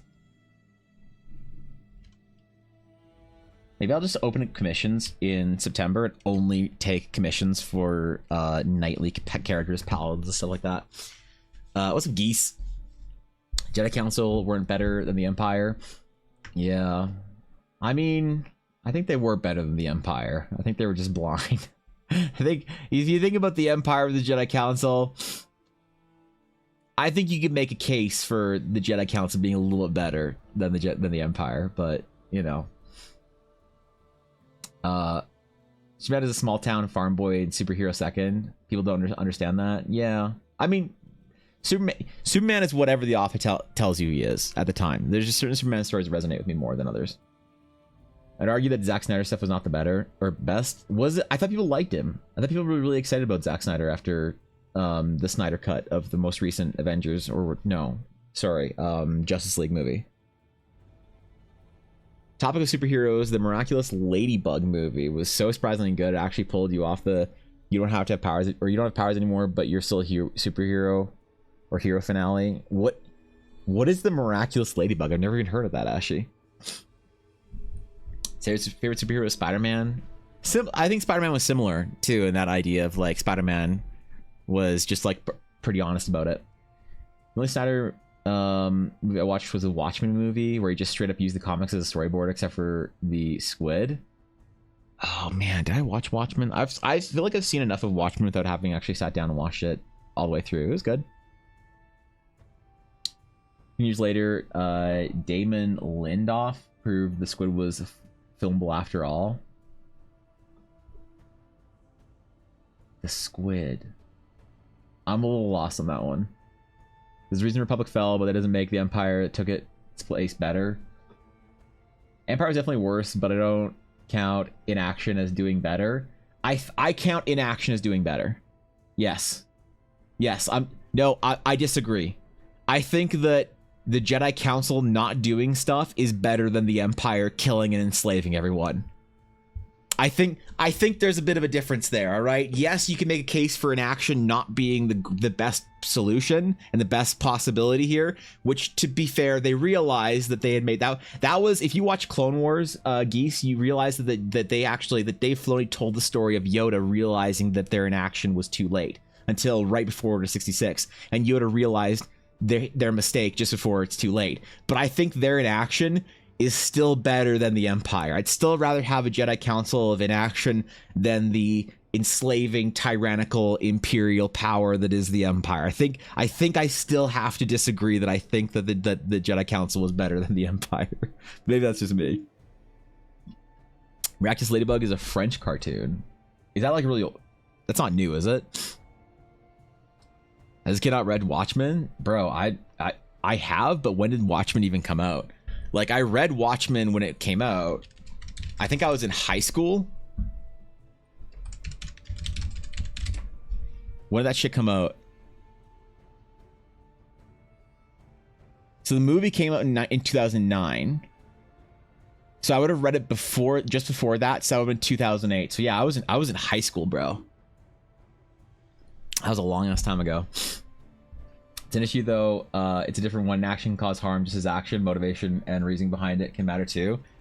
I understand the point. The premise is that the Jedi Council, you know, still did damage with their inaction, which I do agree. I think that's a very interesting story that like Filoni was trying to tell. But I still think that they're better. You're better off the Jedi Council Republic than the Empire. The Empire was pretty dark, man. I don't know. Like, if you read the Dark Times comics from Dark Horse, I think the Empire is pretty bad. Legit giving you homework right now. Wait, to read Watchmen? You not read Watchmen when it came out? You're not bored? Yeah, I meant when the movie came out. Yeah, I meant when the movie came out. Because everybody was reading comics, and that was back when people wanted to actually read the source material before something came out, before we were all exhausted, you know. So I think I would have read the Watchmen in 2008 or 2009 when the movie came out. Because what they did is they released like a big fancy like whatever movie version of the book. And yeah, that was in ancient times. 2009 would have been like what, Wrath of the Lich King? That's how I remember eras in my life. Miraculous Ladybug is a French cartoon inspired and made by the same team as Witch. And Witch was a French team trying to make Magical Blue anime and comic. Children targeted, but they go hard on some of the lore scenes and episodes. Is it like Madoka level hard, or is it like is it hard without crossing in Madoka territory? As friends who are super into the show and movies. For which show? The male lead literally had hit the big bad, his own father, with the concentrated power of destruction. And he's now just been slowly dying as his body dies to necrosis. Kids show. That's fair. Steven Universe. I never watched Steven Universe.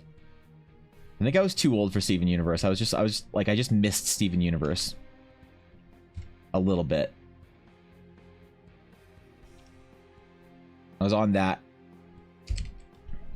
Could have gone into it, but was also like aging out of that style of cartoon when it came out. So I feel like everyone younger than me, like all my friends that are in their like mid to late 20s, know Steven Universe, but nobody that's my age or older really knows much about it. It's one of those things.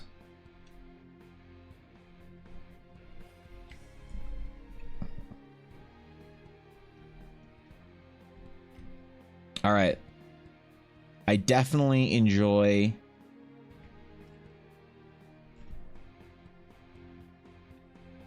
the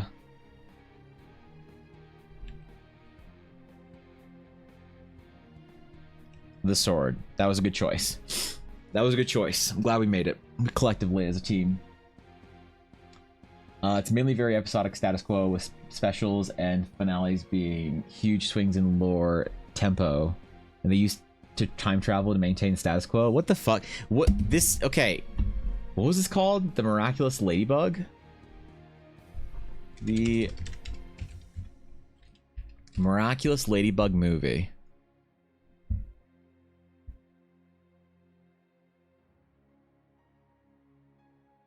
This, I don't think I've ever seen this poster before.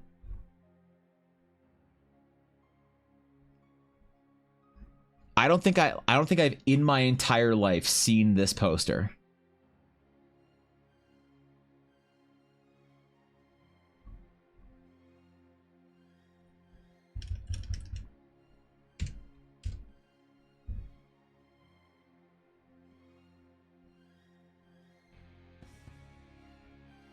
yeah, these characters just don't like.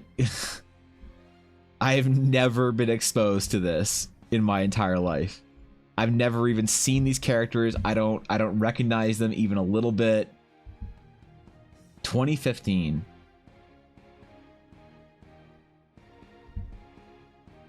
Huh. I've learned something new today. Now I need to watch this and apparently read Watchmen again. I advise watching the movie if you can stomach some campy fart jokes, but I advise avoiding the TV show because it's like 14, takes 100 hours to get good. Okay, so let's see. How long is the movie? How long is the movie? Movie run time. So it's 1 hour 45 minutes. So in 1 hour and 45 minutes, I could probably make the run on hardcore, or I should say the swim on hardcore from Menethil Harbor to Westfall and get to Stormwind in an hour and 45. The swim is like an hour. Like, no cap. It's like an hour long swim almost to do that whole thing. So I could, at the end of my hour 45 minutes of free time, you're saying that I can choose between having watched and experienced new media, new content, a new movie that redefines the hero arc, or I could get the flight point in Stormwind on a 19-year-old game.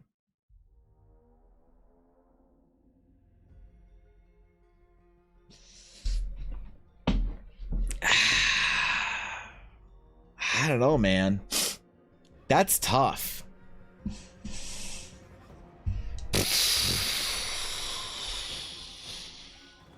That's actually tough. This is why I don't watch movies.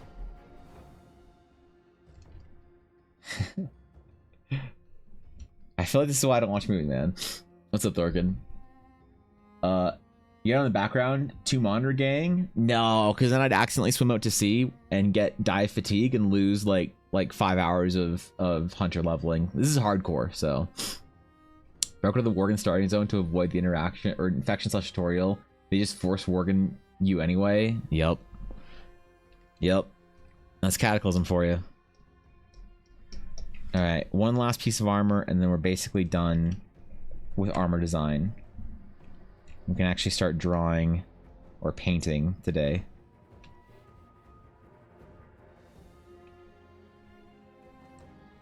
Thorgan, I feel like a loser, man. I'm playing a hunter on classic.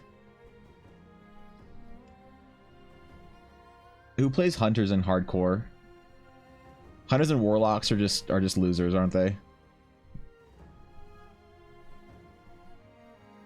Should have done the true hardcore experience and played a priest.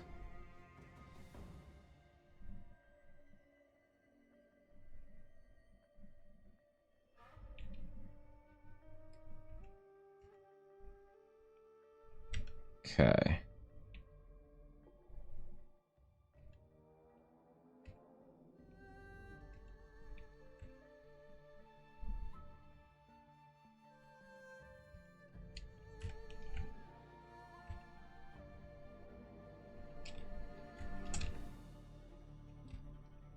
I want to do a larger piece of on her elbows. Sort of keep that silhouette of large connectors or joints and then thinner sort of plates in between. Only 2 hours of parkour and clipping. That's... I don't think I ever broke out of the Worgen starting zone. I never did the Gilneas Gambit, as they called it. Warrior is the only class? That's fair. I just already leveled a Warrior in Classic the first time around. I'm kind of overdoing it again. I told myself that I had to do another class on hardcore because if I accidentally played a warrior again, I wouldn't continue. And I was right. Part of the reason I'm doing this is because I can play a hunter.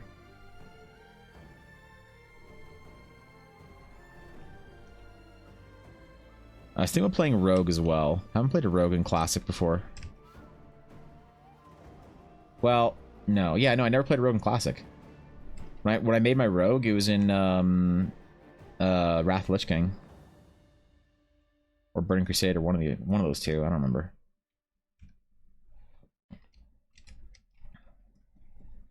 But I never played a Rogue or what else did I never play in Classic? I mean, I'm sure I leveled one up to like 15 or 20, but where'd you get on your hunter? I'm not done Teldrassil yet. This morning I logged in before stream for like 20 minutes and did my beast taming quest. So I have my pet.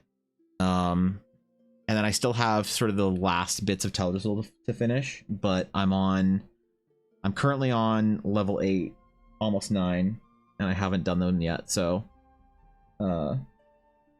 fuck. I don't know. I don't know how slow I'm going compared to other people. I'm definitely taking my time. Like, I didn't go do Relics of Awakening until I had a group for it. Because that seemed like suicide to walk into that den.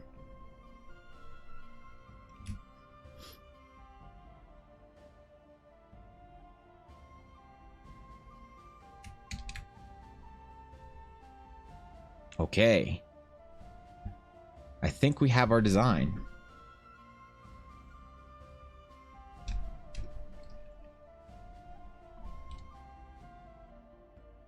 I think we have our design. Finally.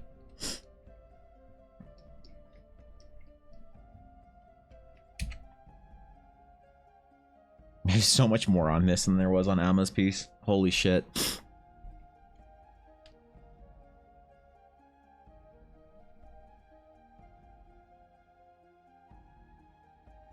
Okay. I'll be back. I'm gonna grab fresh water. When I come back, we start actually turning this into art.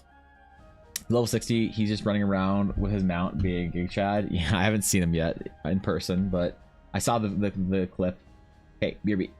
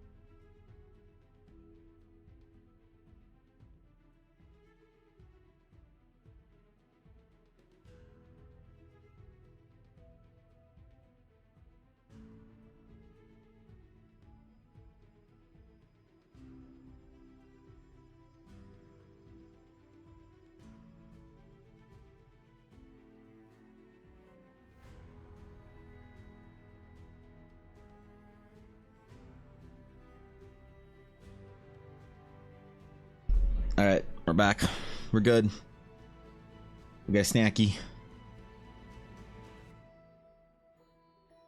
All right. Baby Bill get. Weekend was good, Thorkin. Did a lot of work, man. How was yours?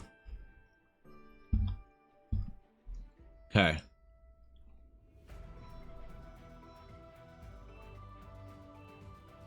Look, the crown's missing something. The char, whatever. Like some level of detail is just not there. Maybe more gems? The sword is fine.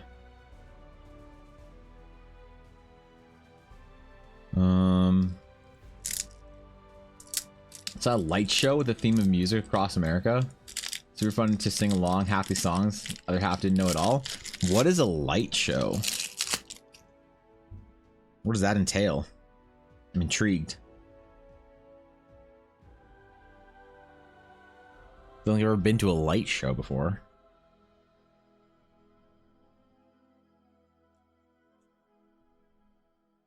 Did no work, but I had a little blacksmith to 125. You monster.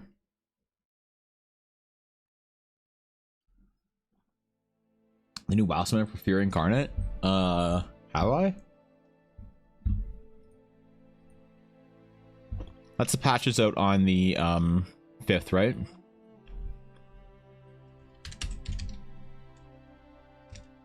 Let me see. What do you mean, have you seen the new cinematic? It came out an hour ago. What the fuck do you think? No, I have. Let's watch it. Might eat my snacky.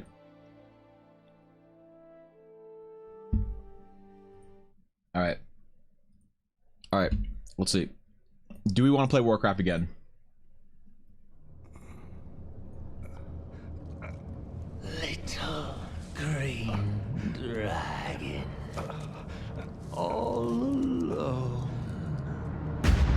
I was hunting the aspect of your kind. It's him. Your dear mother. Not you, Sarah. Will have to do. What do you want? I know what your flight is hiding. A fledgling world tree. Hentai. Locked away in your emerald dream. Oh shit. Are going to take me there. I will never betray my kin. Let me be clear. I will kill every dragon who stands between me and the power in that great tree's heart. Why is he so mad? You can save them. Just let me in. Calm yourself, brother. We are meant to break the Titan's iron grip on this world, not steal their children's future, as they did ours. I was just offering this whelp a chance to serve our cause and spare his people a gruesome yet delightful massacre. Meh, it's just the dragons. I ain't mad about it. Farak! Farak! Oh shit. Nechan.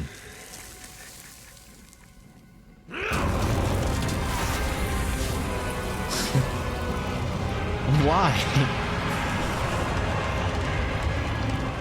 Brother, remember what we are fighting for. So be it. I'll find another way into their precious dream. And then the power that grows within will New patch, Pog? We're going to the Emerald Dream? Oops. Thank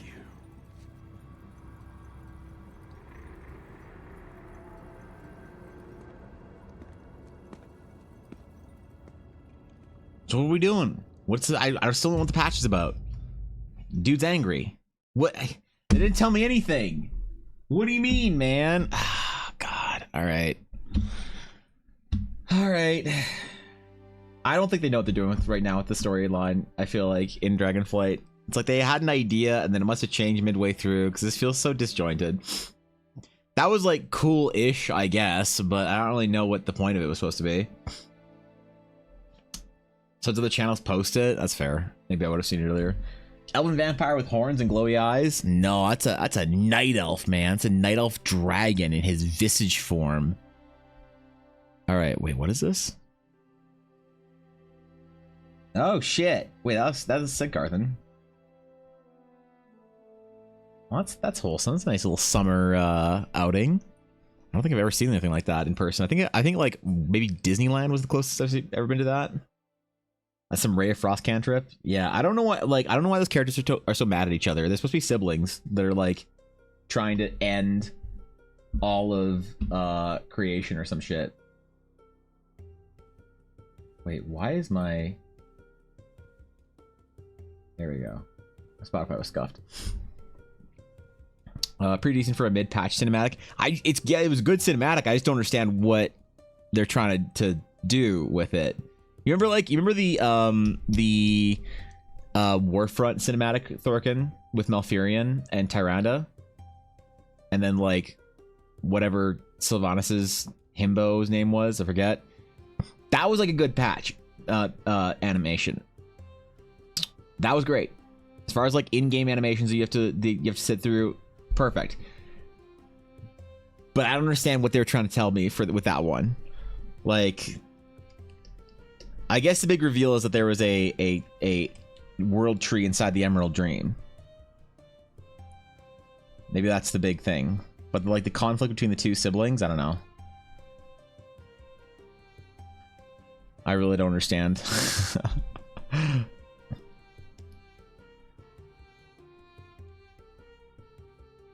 Maybe I'm not meant to. World of Warcraft has become too complicated for me to understand. Me, a lowly classic player. To be fair, that is pretty lowly if you're a World of Warcraft player to be a classic player. You have to be pretty old to be playing WoW Classic.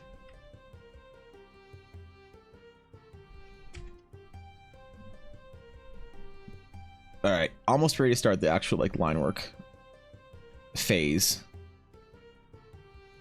And we'll maybe like be able to paint it tomorrow, hopefully. Line work today, painting tomorrow. That's the goal. Nathanos, yeah, Nathanos Blightcrawler. That's right. I forgot.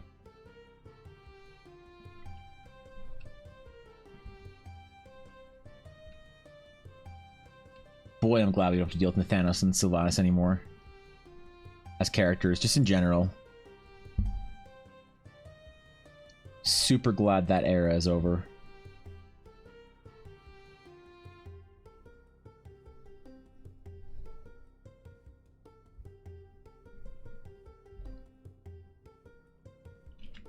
I think we know what's going on with her hair.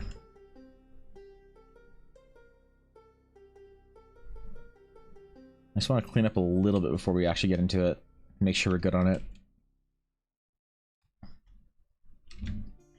And then we start arting. I want to put some more flowy stuff on her. I don't know where though. We already have like the cravat, the cape, the hair, the earrings. See, they're building up Farak as the bad dude since an Ice Lady's possible future ally. Is that what it is? I thought Ice Lady was still pretty evil though. Glad we don't have to deal with Sylvanas fans. Yeah. What was worse between Sylvanas and Sylvanas fans? I don't know. At this point, it's hard to tell.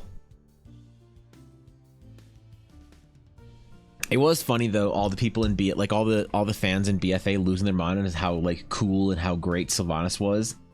And then in Shadowlands, she turns out to be like one of the worst villains Warcraft has ever had. Like worst in quality. but all the simps are still there for her.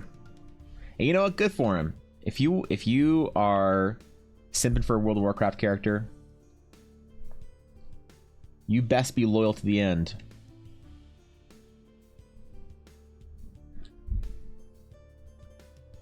Otherwise, were you even really a fan to begin with?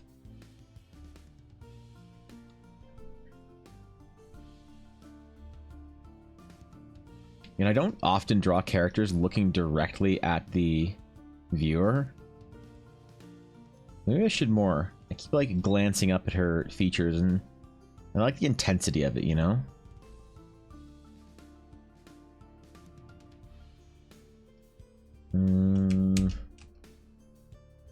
Okay. I think we're good. I think we can start the next phase.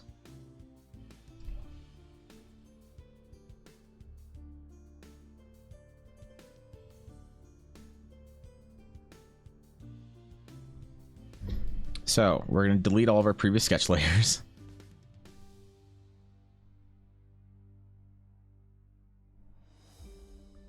If you want to see how my process goes, anatomy, hair anatomy, proper sketch.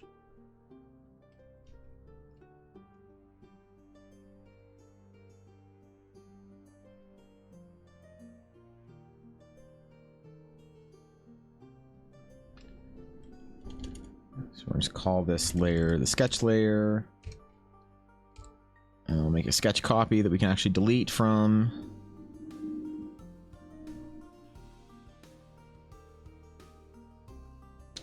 We have our line work layer.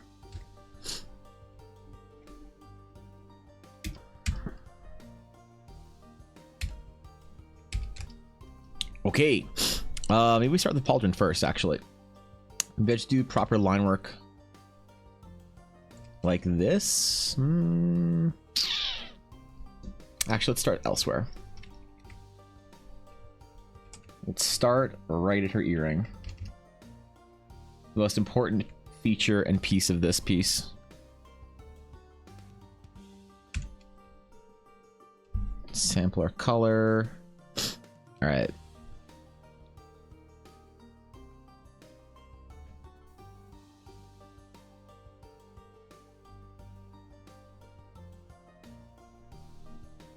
We're not going to do too much in the ways of hatching. We'll do a little bit, but we won't go super hard on it. So we have room to actually paint this piece out a little bit. And you can definitely do too much in the hatching phase.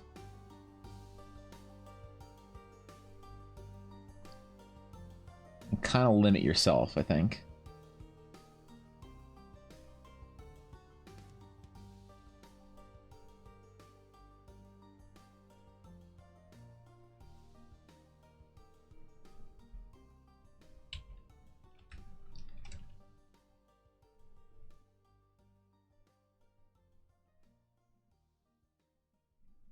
I can't wait to draw Ella when she gets her VTuber model, one way or another. Or it's a scuffed one that I do, or like a proper one in this series. Then it's kind of meta. On the collar, more vine leaves, whatever it's called, more filigree. Yeah, I feel like we got a lot of that. The reason why I left it a little bit like plain or blank with larger larger negative space in there is because we have this super like detailed little textural pattern here, and then we're gonna have another metallic border right here with a lot more super detail in here, and it feels like we need to separate it out and imply it's a very different material. So it might have a couple of like embroideries on it, but if we go super detailed on the collar, then it'll just kind of blend in with the rest of the armor, I'm afraid. Which maybe it won't, but that's my intuition. That's why I didn't do more on it. It's because I'm worried it would look, which we might get halfway through this and decide, oh yeah, we need more there. 100%. But right now, I'm just kind of worried about it.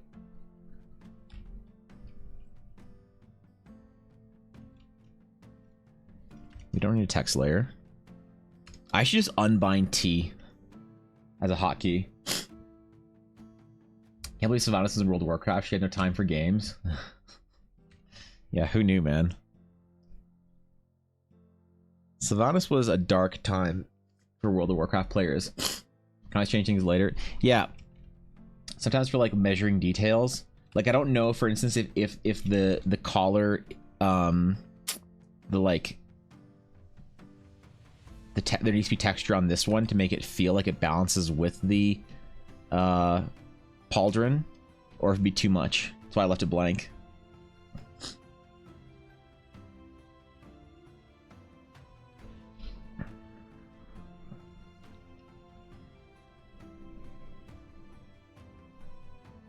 I hope Ashley likes the design though once we're done. Part of it is like this project that I like doing. It's a world building sort of challenge for me. I get to add a new character to the world, but also I get to do a piece of fan art for somebody that I care about, you know. And I always find that VTubers are very like appreciative of fan art of their models of them. I'm gonna say their characters, but I don't know if it's disrespectful to refer to a VTuber as a person's character. For some reason, I don't never hear people like use that word. Maybe it's because it's a lack of like awareness in like an immersion breaking thing, or maybe it's just like not an accepted term for like whatever reason. But regardless, VTubers appreciate art of them more than I think a lot of other people I've seen or I've done art for like their D&D characters or whatever. VTubers are always really excited about it. And so that's like very fulfilling as an artist, to do art for people that actually really want and are excited about your art. Which is why I like doing the giveaways on Friday.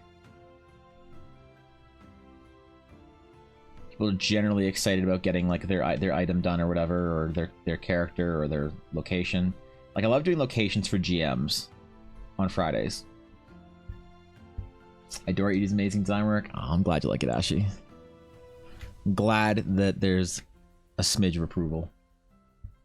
Currently dying from sickness. Oh shit, I didn't see that, Guapo. Damn, bro. Take care. Relax. Do what you gotta do, main.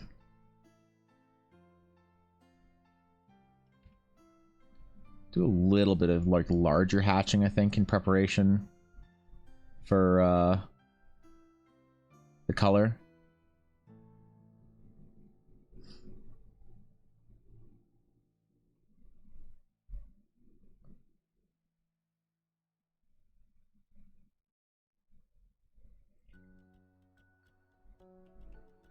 I don't want to do any like shading hatching. I want to try and keep it all fairly like large brush strokes, you know. Just typing up subclass memes to go alongside it. Oh, okay, great.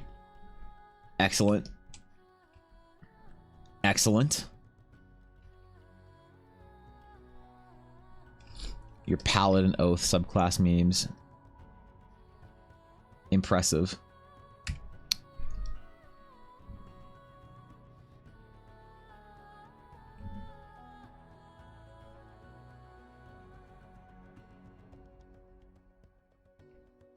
We need to get this right on point here.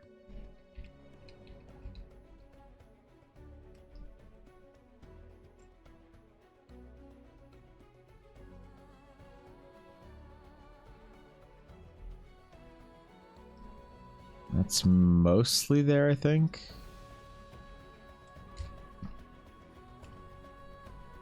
We do the base design in symmetry, and then we'll warp it a little bit to give it some dimension.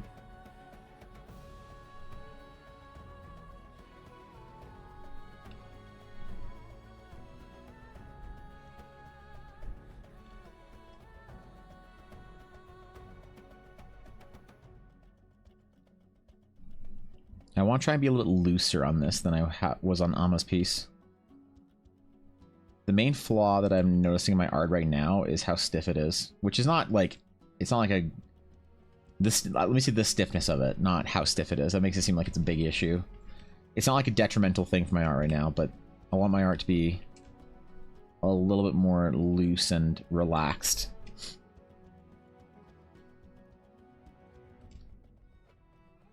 For many reasons, partly my own sanity. when I'm actually making it.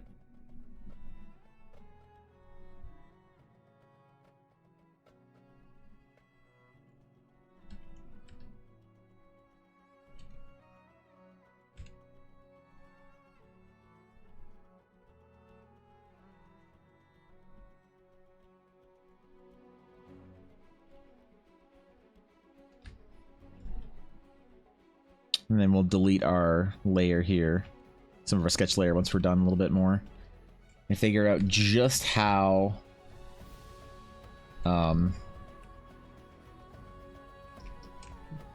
it looks without our under layer. Because like under sketch layers always make things look better. It makes it look like a little bit fuller, a little bit more rendered. Sometimes you delete that layer and it's kind of meh. I'm sure someone will actually balance it for me, but thought I'd give out some loose ideas to play around with it. Oh yeah, never try and actually balance anything for anyone. There's always... I treat balance like I treat League of Legends or Overwatch or any competitive video game. There's always somebody out there willing to throw away more of their life to go super hard in it than I am. And I'll never win. I'll never beat them in Overwatch. I'll never beat them in League of Legends, and I'll certainly never please them in D&D. So if somebody's very concerned about balance, I'm probably not the guy that makes things that they care about. So I don't even really try.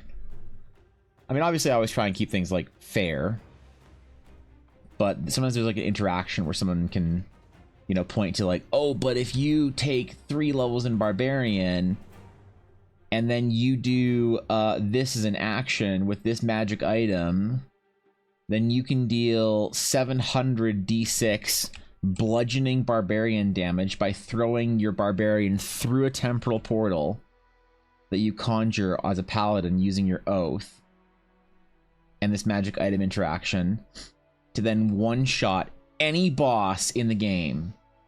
That's not fair, man. That's not balanced. I'm like, damn, bro. All right. Crazy. Maybe I have a bit of a hot take, a bit of a wrong opinion on it, but I always think that if something's imbalanced in D&D, as a GM, if you don't like it, you just tell them it doesn't work. And that's it. So I don't think balance is actually that big of an issue in D&D, because I've never had something be imbalanced where I'm like, oh no, my game is being ruined because this player is able to do a thing. Uh-oh. Like, I'll find a way to make it balanced.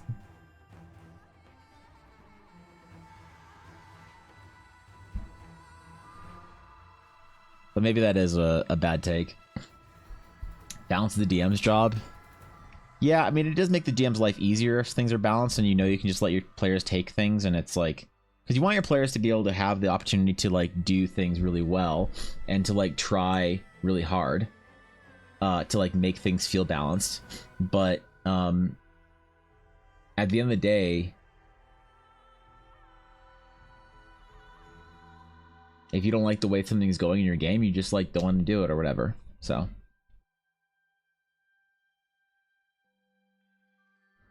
you just tell them no. You say, not in my Dungeons and Dragons game, you don't. That was a skill I think you have to learn as a DM, though. How to do that. How to say no to your players.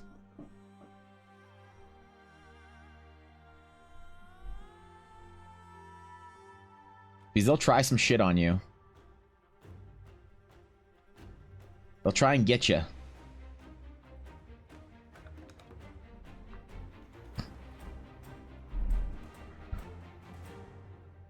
But I also don't play with players like that. I'm very okay saying, like acknowledging somebody as like a power gamer if they're trying to break things in my D&D game, respecting them and loving them for that, and then not playing D&D with them, right? There's always more orcs to throw at them. Yeah, it's crazy. It's like why as a DM are you worried about your precious little encounter being defeated when it's like you have the capability of summoning more ogre?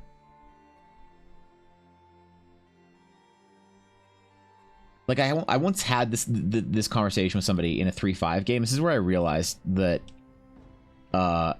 some people you can't please, where I had like thrown like 2 trogs or ogres or some kind of creature, or hobgoblins, whatever, at the party, and it was supposed to be a really challenging encounter. But we had this one player that was this, like, when you think of a power gamer, oh boy, I think of him. And he like did this whole thing and had this whole speech and had all these prepared whatevers and scrolls and all this bullshit that he can do. And he one shot a bunch of shit beforehand in like another combat encounter or whatever. And he got kind of bossy where he was like, do this on your turn, do whatever. And he was like ordering the players around so they could like help him set up for something, so he could do this like crazy big thing and like just end an encounter in one turn basically. I don't remember exactly what it was. It was 3-5. So it was a long time ago. It was like in high school. And I was like, damn, all right, well, I guess he earned it. Like, that's crazy. You must have used a bunch of his spells or some shit. And then we get to the encounter later with these like ogres or hobgoblins or whatever it was. And he tries to do it again. And I remember saying to him, I was like, wait, you can do that again? And he's like, I can do that as many times as I want. Like this is a cantrip and whatever, and I wrote this and I prepared 18 of these and I got this and I bought that and I did all these things and we have this person in the party and whatever. I can do this every single combat. And he kind of like folded his arms at me like a very like checkmate kind of like smugness. And I was like, oh, that's crazy. All right, well, yeah, you do all that damage. And he was all like, so how much EXP do we get from this time? And I remember he clicked his pen obnoxiously, getting ready to write, or his pencil. Like his mechanical pencil obnoxiously getting ready to write down EXP. I was like, oh, they're not dead. And he looked at me, he was like, what do you mean? I did like 36 points of damage to each of them or whatever. Some shit. And I was like, nah, man, they're still up. He was like, but you know, in the PH or in the monster manual, these things only have like up to 32 points of, it's like, oh, it's crazy, man. These ones must be tougher. And it was the moment that I had that lesson, that realization where I was like, wait, I control the game, not the player. Okay, if I need to balance my things so they can have, because like it wasn't fun for anyone. It's like cool if you do that once in a while where you just like you let a player be a hero, they roll the encounter, they get a crazy crit, or they figure out, especially if they're thinking through how to do something very, very, very tactical about it, let them be the hero, let them have their moment, let them crush it. Hell yeah, bro. But if it's like that's their character build, they try and do it every single time, like a condition track bounty hunter in Star Wars or whatever. It was a realization moment for me where it was like, wait, I don't have, like, I'm not at the mercy of a player.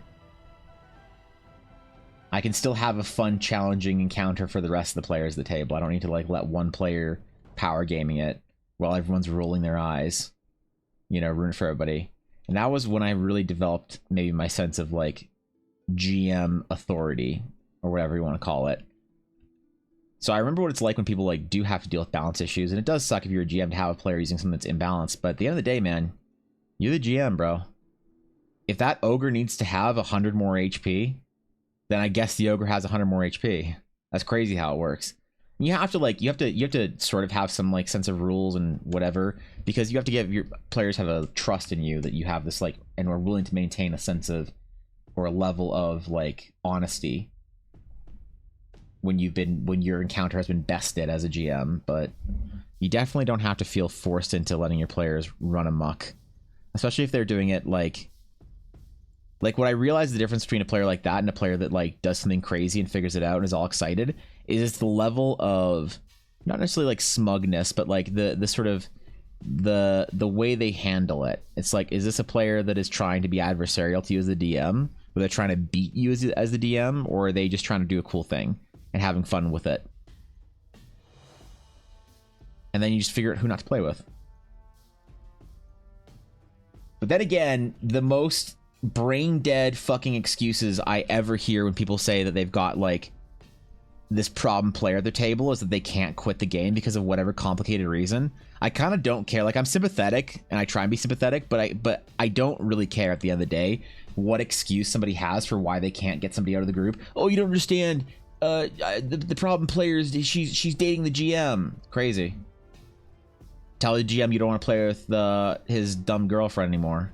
Oh, but then I'll get kicked from the group. Crazy. Go find another group. Well, you don't understand. My other 2 friends in this group play with us. Crazy. Then why don't the 3 of you leave and start your own group? Oh, but none of us know how to GM. Crazy. Why don't one of you learn how to GM? Like, I always feel like there's never a good excuse as to why people tell me that they're staying with a toxic group, or the player they don't like to play with, or a GM they don't find fair, or whatever it is, you know? There's just never a good excuse in my mind. I've never heard a good excuse, except for one time when somebody said they were playing with their boss. And I was like, fair. Fair and true and real, and you fucked up. You played with your boss. You agreed to play Dungeons & Dragons with somebody that you work for. You fucked up. But besides that, you know? You're told DM I can do this as many times as I want. Yeah, that's fair. That was kind of the death sentence, I think. I bonked that player. I mean, we've all had that player, right? The first time, you don't remember that player because you deal with that player and you handle that player. But the first time you encounter that player, it's always memorable. Especially if you're a newer GM and you don't know how to deal with that kind of player.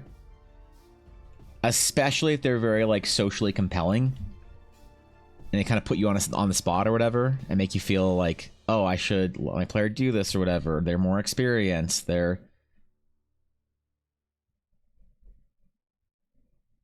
think it comes down to, like, if a player ever makes you feel uncomfortable as a GM for any reason whatsoever,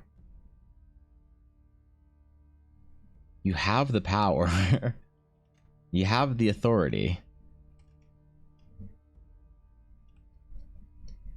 You have the Emperor Palpatine.exe.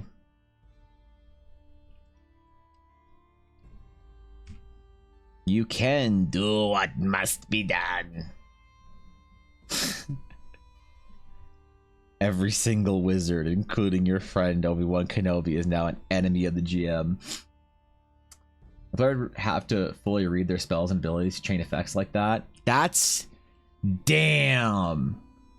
Damn. Oh, that's tragic. Oh, God. The players that don't know how their abilities work. I can't play with those kind of players because I don't have the patience to learn their class for them. I don't. I'm a bad GM, I think, Rasa. As far as what the modern contemporary like GM is supposed to be, I think I'm a bad GM because I don't know what my players do or what my players' characters do. I don't know shit about what they're supposed to do. Oh, it's the GM's job to know what their players play. That's true, but I don't want to know their class more than them. Like, if I have a player being like, wait, can I sneak attack in this situation? I'm like, I don't know, can you? They're like, well, I don't know. How does sneak attack work? I'm like, I don't fucking know. I don't play a rogue. I mean, I'm pretty sure you just need to have advantage on the character, on the target, right? They're like, yeah, but do I have advantage? I'm like, I don't know. Does it say you gain advantage when you do it? No. Okay, I guess you don't have sneak attack then.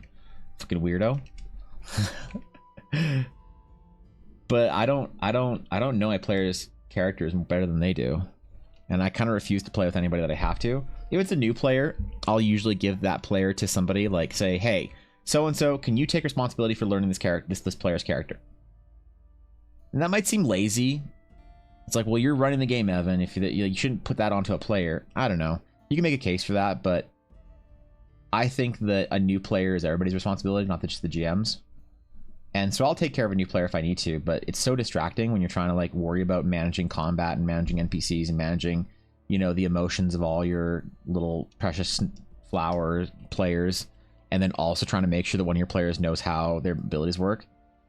But I think as a player, it's super easy to be a mentor for another player. Like, if you're starting with somebody new, it's like, hey, can you like make sure that this person knows how their class works, and like, can you read it? And if they're doing some stuff wrong, can you like help them out, point them out, how to do this right, how to fix this, how to maybe optimize this thing or that thing. And most people are like pretty chill about it. I never had a player be like, no, I'm not doing that, fuck you. It'd be kind of funny if they did, actually. Like, put me in my place, holy shit.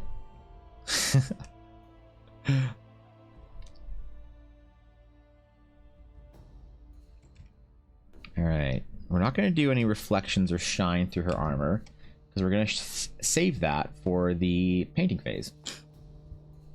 More orcs and more orcs. Always just more orcs, Atari.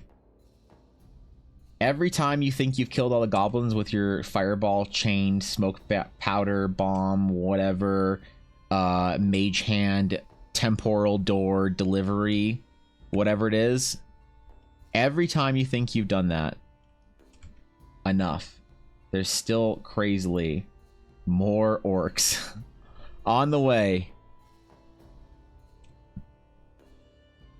Drums in the deep. Smart idea considering number of players in the party are playing the same class. If they're playing the same class, absolutely they should. You should have one person who, if it's a problem, I mean, it's also like how long are you willing to do that. So the one thing I didn't say about that that I forgot to include is I also only tolerate that from a player for about like 6 or 8 weeks. If we played for 2 whole months and you're playing a level 2 like rogue and you don't know how your abilities work, I think we have a different level of investment in the game, which is totally fine. 100% totally cool. But I don't think that I'm going to enjoy playing with that person, nor will they enjoy playing with me. So that's like, I'm talking about mentoring like brand new, like fresh from the chrysalis newbie players. Newly awakened Zerg Cerebrits. Those kind of players, the babies. Yeah, we'll give them. But if somebody comes in my game that I know is a conspiracy D&D player and they don't know how the fuck their class works, bro, I don't know, man. Come on, I can't do that. I can't. Maybe that might make me a bad GM. Maybe it makes me an intolerant GM. I don't know. Maybe it makes me a normal GM. But I can't handle that. If they don't know how their shit work.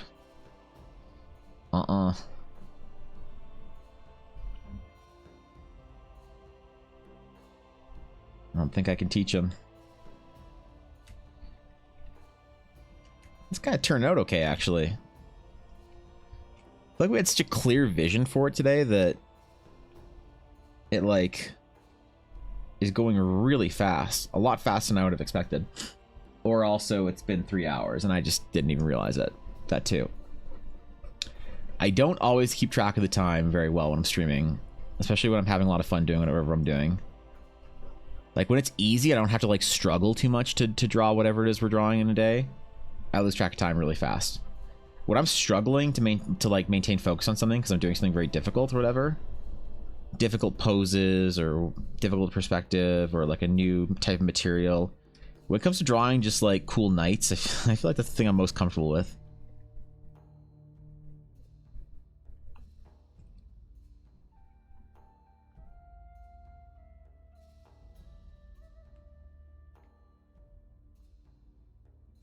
Yeah, it looks good. I don't mind this. You should trust my players up until, wait, let me see that moment where I read their broken bullshit. One player claimed they could kill an infinite number of kobolds at once. It turned out they can only kill 1 kobold. Yeah, I once had a player, this wasn't my most recent game with a cleric, but I once had a cleric insist that something they did always hit or whatever, or was a saving throw or something like that or whatever. And then I had to like read it and I was like, you understand this is like, you gotta, you know. You're like, what? Oh, it's crazy, man. I don't know. I guess. Wait, but I thought I read it and it said, like, uh-huh. Mm-hmm. Maybe that puts a lot of pressure on people that play games with me. Maybe that's not a good thing.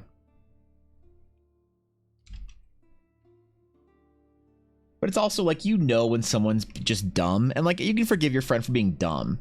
Like when your friend's dumb and they thought that like spirit weapon like gets attack of opportunity or whatever because they thought it was a creature and not like a summon spell or whatever, it's like, yeah, whatever.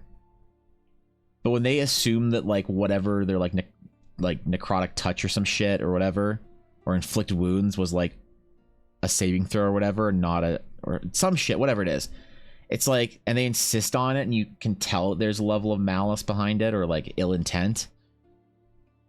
You know, man, you know when somebody's just dumb, which is fine. Like you as the DM, I as the DM, you can be dumb, I can be dumb, happens all the time. That's not a reason to not play with somebody, but you can tell when somebody's trying to mess with you or trying to fuck with you. It's obvious. You don't see it in friendly groups as much as often, but you do definitely see that in like game store groups or whatever. Like I saw this shit all the time.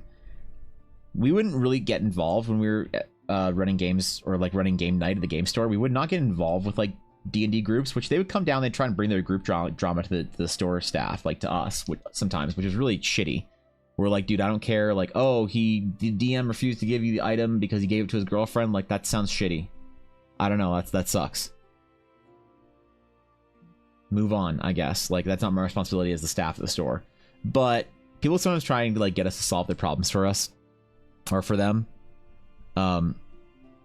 Occasionally, which is always cringy and hilarious at the same time. But you can tell, like, what that happened more at the store with like D&D encounters and stuff, where you're playing with randos, which I don't understand, man. I don't understand playing D&D with randos and then trying to like cheat or be malicious or whatever. Like, I'm not one of those people that are like, I don't understand when D&D players want to cheat their roles. I just don't understand it. It's like, if you don't understand why somebody wants to cheat at D&D, that doesn't make you noble, that makes you naive, I think. It's like one of those things where it's like, I can't relate to that. Well, you might not be able to relate to it, but you should at least understand it. But some people want desperately to be the hero or the guy or whatever, and you see that at those D&D nights more so. Is getting better as everyone is, except one player has one player hasn't played a lot of them, aren't even familiar with the RPG class concepts. They're getting better, just slow. Yeah, I mean, there's ways you can facilitate that as the DM.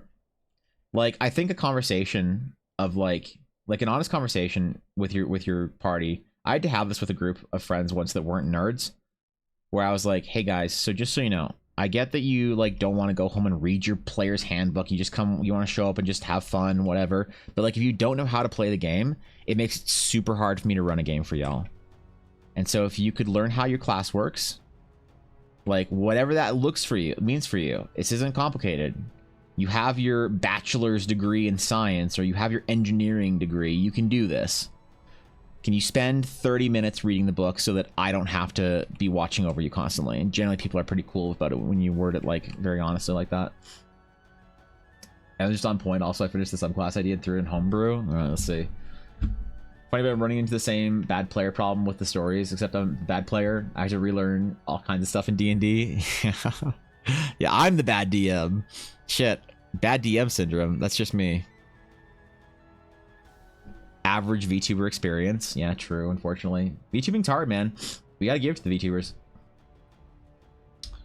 Alright, Order of the Heart. Paladin subclass. Channel Divinity Blazing Blade. As a bonus action, you can coat your weapon in white hot radiance, extending its reach to 15 feet, changing its damage type to radiant, and causing it to shed a bright light for 20 feet. Ooh. As an action, you may end this effect to unleash Radiant Sword Slash, forming a line 30-foot long and 10-foot wide blast out from you in a direction of you choose. Each creature in that line must make a dexterity saving throw. A creature takes 3d8 radiant damage on a failed save, or half as much damage on a successful one. You may apply your divine smite to the damage roll. Jesus. You automatically deal max damage if you shout Excalibur while you roll. Okay, yeah, fair. Aura of Dawn. Starting at 7th level, when you or a creature within 10 feet of you takes damage, you may use your action to heal that creature with using your Lay on Hands pool. I like that. At 18th level, the range of this aura increases to 30 feet. Blade of Light. At 15th level, your body ceases to age as your body becomes the physical embodiment of your oath's will. If you die, roll a DC 15 wisdom saving throw. On a success, you are restored to life at half hit points after 1 minute as your oath keeps you bound to your sworn duty. At 20th level, if you are reduced to 0 hit points or fewer, or killed outright, you may expend all hit points in your Lay on Hands pool to restore yourself to life.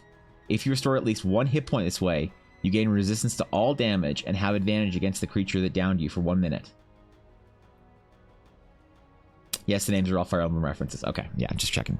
All right. I like this. I like the idea of you doing a ranged smite. See, Thorkin likes it, and Thorkin hates everything. Thorkin is such an elitist power gamer that if he likes it, you know it's cool. Yeah, true. He needs a second channel divinity, but I'm otherwise happy with the idea of it. I think it's good. I don't think it needs a second channel divinity. You could put one in, especially if it was like more flavor. I think that's a great channel divinity. For Thorkin, Nurge. Yeah, true.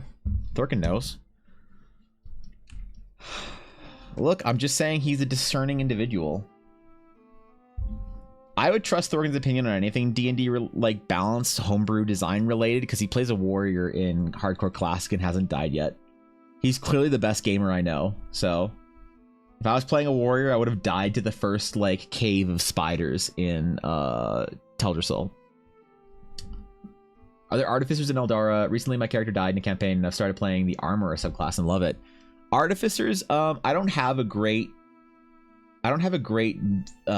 theme for them yet, or like a lot of information for them yet. But yeah, I imagine artificers and inventors and tinkerers would exist.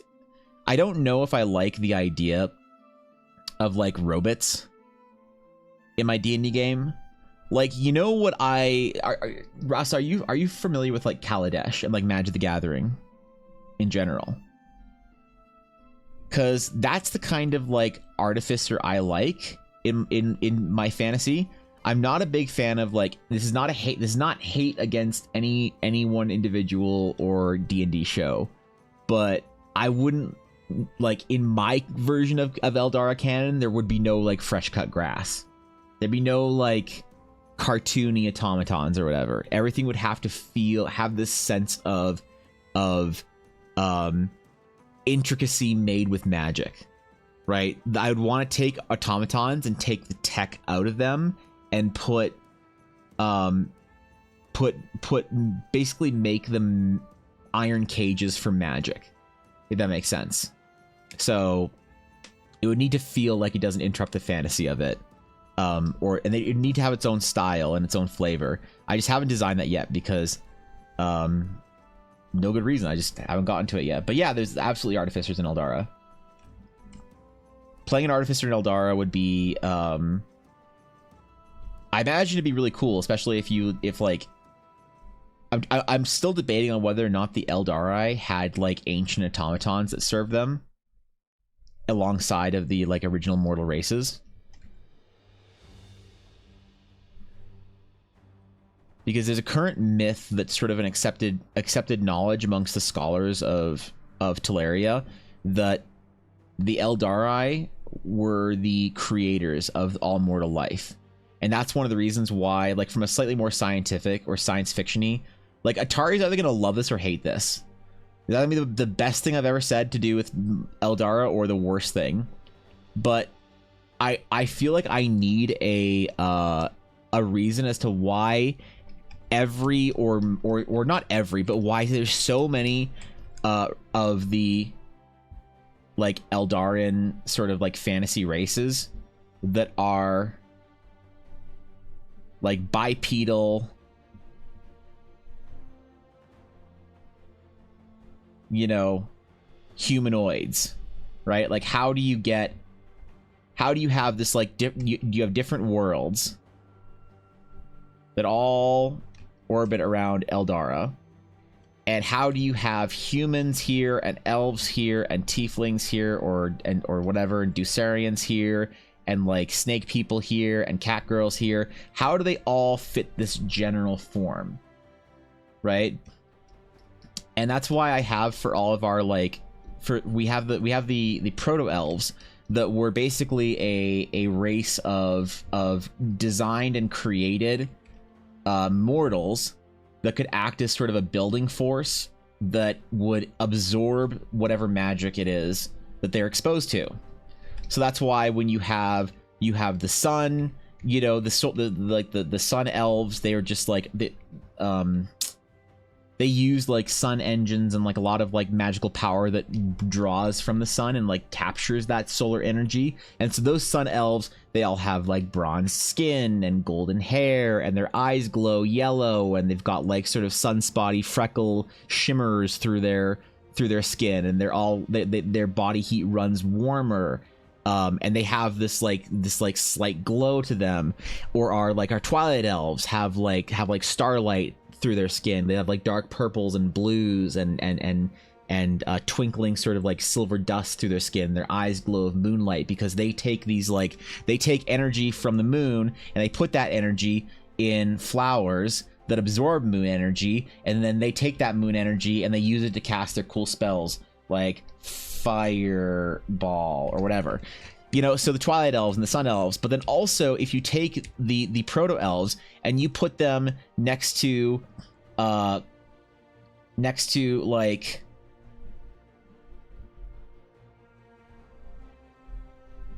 next to Cat Bus, and you're like, hey, why are these elves now taking on characteristics of cats? And why do they get claws? And why do they have cattails and heightened senses and whatever? Or why do you... So it's a way to also explain all the anthros. Because everyone in fantasy, eventually somebody says, hey, you've got a fantasy world? Great. I want to play a crocodile man. I want to play a frog man. I want to play a bird man. I want to play a snake man. And that comes from, I want to be a Yuan-Ti. Lizard folk. I want to play a Kenku. I want to play an Aven. I want to play a Tabaxi. How do you explain all these sort of like crossings of animals and people? And those are just proto elves that were in service near or directly with you know, the various wild gods, and they then took on those characteristics. So then how do like Dusarians form with their horns? Are they proto elves or are they something different?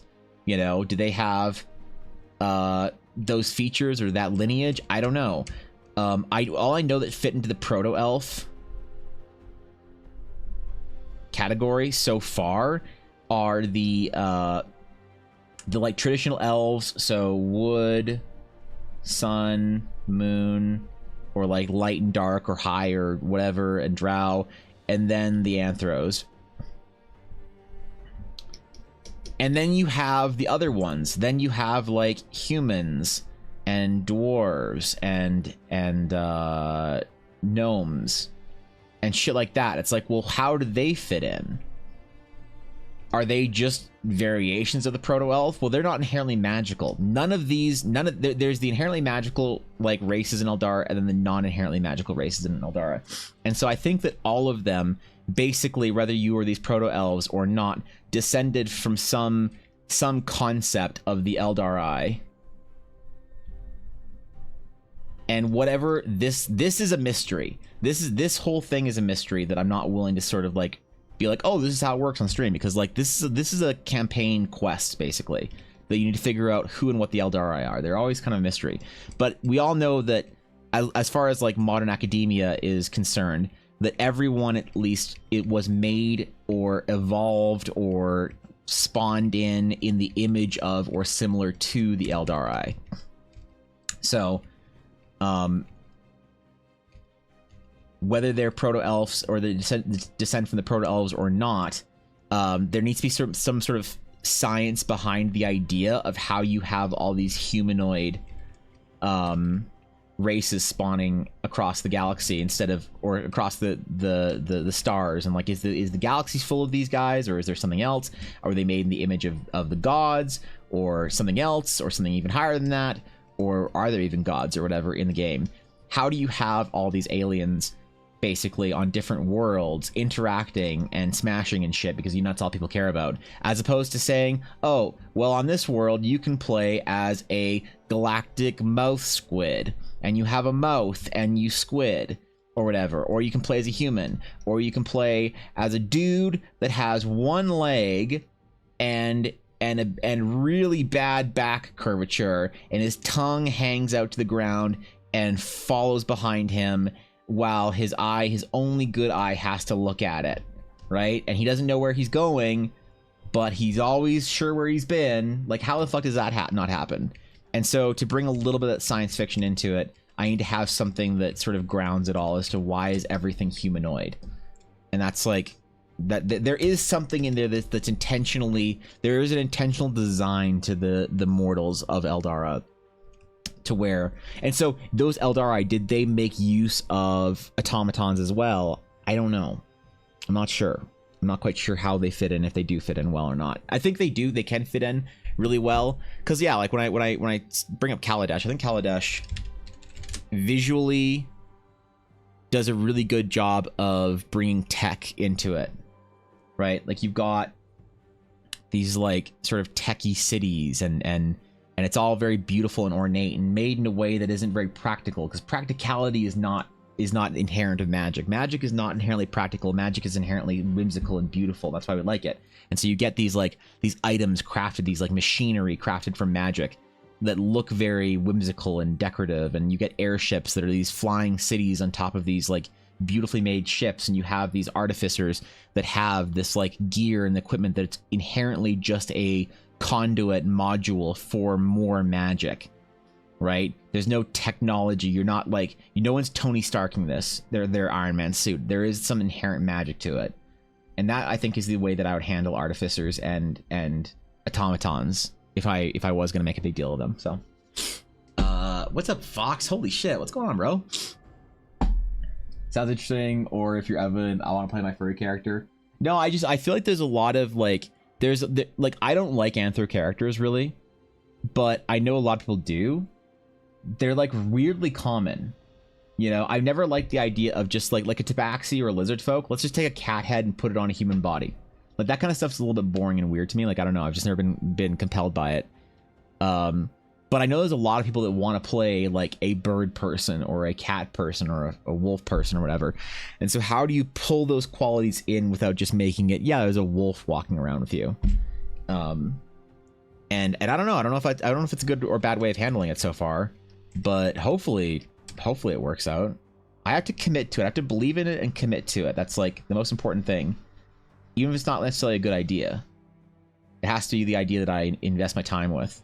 So, but there's also other like different, unique, kind of more alien fantasy races that I'm going to be building. But Eldara or Teleria right now is not the place for that. Teleria is a place where I can show off that I can do traditional fantasy really well, hopefully. And then when I was showing all those different worlds in Eldara, like you got Eldara, Teleria is right here. And it's like traditional like Lord of the Rings, Game of Thrones, Warcraft, fantasy. It's like traditional fantasy everybody likes, because no one's going to give you a chance on a weird idea if you're like brand new. You need to, I feel like, demonstrate proficiency to meet the expectations of fantasy. So Teleria is about me showing that I can meet the expectations of fantasy, hopefully. And then when I want to do weird shit on like Everflow or Domingrad or Thorash, that's when I can do the weird shit that hopefully people are into, even though it feels really strange and non-traditional fantasy, or maybe slightly sci-fi or whatever. I fixed my sleep schedule again. You're back? We missed you, Fox. We missed you. Yeah, shit, bro. I've really missed you. I was gonna message you at some point over the last couple weeks and just like make sure you're all good, Fox. But I was like, nah, she's probably just chilling. I don't want to be that guy and be all intrudy and whatnot. So I hope you're doing okay. Not familiar with your with what you mentioned, but I'll check it out. Also, I don't personally love automatons, an artificer product. Yeah, it's like I feel like that's a natural. Like I like the Tinkerer, but like the automaton creator, I don't know how I feel about it. Plot twist: Ashy isn't a human. She's an arcane version of an Aasimar, divinity, or Tiefling's Infernal. Oh fuck. Oh no, she's an Arcane. I'll work all that in episode 8. Perfect. Perfect. If wizards, sorcerers, etc. are the researchers and explorers of magic, I see artificers as the lab tech who takes their theory and makes it practical, whether it be the application of runes or some other measure. Yeah, and so actually, you know what, it is a good point. That's a great point. Like an astral sage is both. Astral sages are arcane tinkerers, but they are tinkering with arcane magics from the astral flow. So they inherently have to use magic. And I totally agree that's the best way to do it. To have like, they are the ones who are using and incorporating magic into this practical way. Whereas the wizards are just like, let's see what lights on fire when we try and blow up the atmosphere. And so for the astral sages, you can be more of like the techie astral sage and build like materials and tech to align the astral flow, because it's all very like astronomy sort of focused. So you can either be the person that like, how do you it's kind of like a bad way of answering the question is asking the question, how do you know Jupiter exists? Do you know Jupiter exists because you built a telescope and saw it, or do you know Jupiter exists because you felt it? And that's not really that useful, but hopefully it paints a little bit of a picture of the two different kind of astral sages you can be. Because you can use astral magic, It's like if you know Jupiter exists, then you can shoot a laser. That's how the class works. And so, do you feel Jupiter and then shoot a laser, or do you look at Jupiter and you're like, "Yep, still there, laser time." Maybe that's a bad way of explaining it, but it's what I got right now. You also probably wouldn't have answered. I moved 2 months ago, and it's just been time and trying to get back to people in some sort of reasonable time. Well, I knew you were talking about moving. I wasn't sure if you actually moved. So I hope that went well. I don't know where in the world you are right now, if you're still in the same state or if you're like in a different fucking country or some shit. But either way, I hope you're doing okay, Fox. Hope you're chilling. Hope you're happy and relaxing, feeling okay. I just want you to be good, and whatever good means.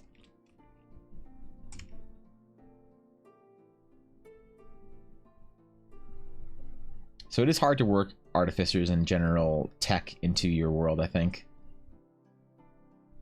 But I don't know. I want to try because it's popular. A lot of people like being artificers. They like being tinkerers.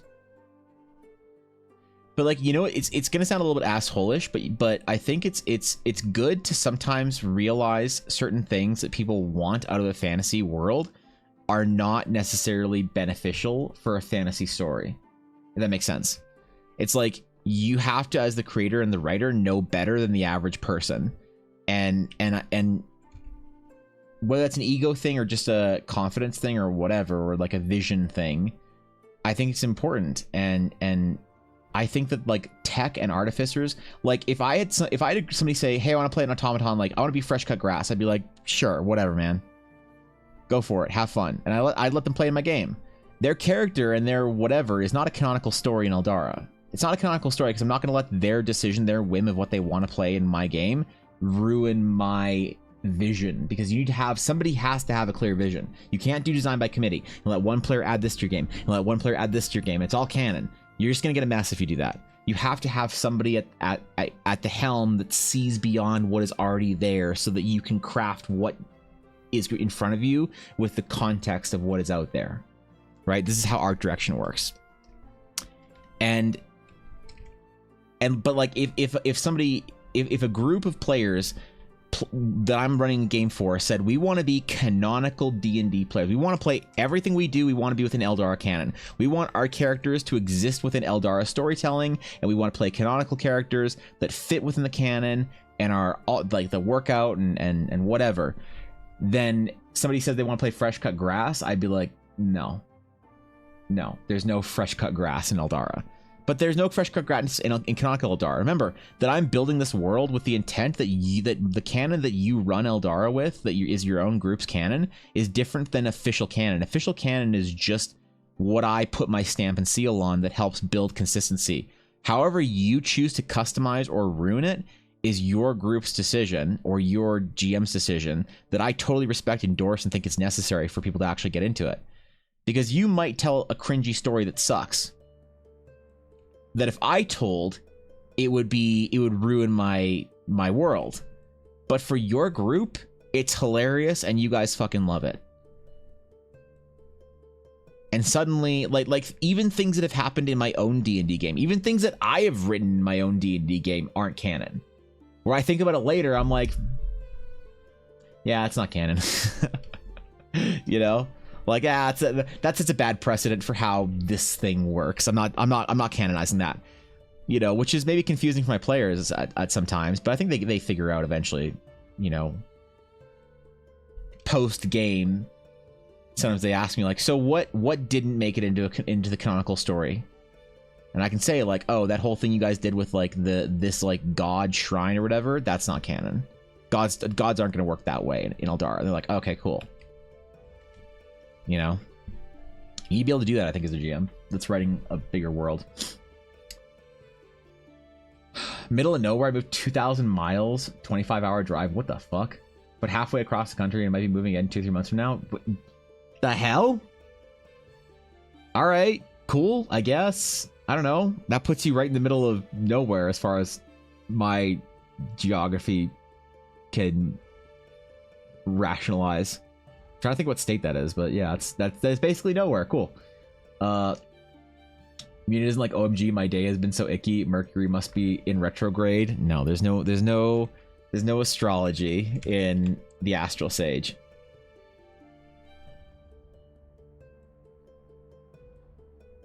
It's like if we're not gonna let the crypto bros into our D&D world, we can't let the astrology checks into it either.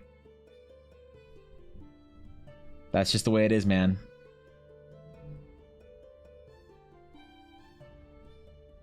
I'm sorry, bro. I ain't doing it. Be lurking, got sound, just leveling. Alright, good luck, Thorkin. I hope you have healing potions. What about Warforged, but they're Rose and Maiden? You can make a case for Warforged if they didn't look anything like Warforged. So like, oh, so that's a good example. I had an automaton, 2 of them in my first D&D game set in Eldara, that are totally not canon. But they basically looked completely almost humanoid with like seams in their skin. And I realized that's not something that I want to canonize. I don't want to make that common. If that's in your game, go for it. Fuck yeah. Tell me the story of why it's cool and how you made it like Eldara cooler with your version of the story. But that's something I wanted to canonize. So like the entire storyline between Alarak, or no, what's his name? Alarak? Yeah. Alarak and Maria, his 2 automatons, Maria and whatever the dude's name was. Those characters, as far as I'm concerned, are not canon. Alarak as a character is canon, and Alarak's failure with the wizards is canon. But also, like for his example, Alarak was in a there was a mage tower, and it was an extra dimensional space. Basically, you walk into the mage tower, it's this massive university. That doesn't exist. There's no extra dimensional space that I'm willing to sort of so easily give to wizards.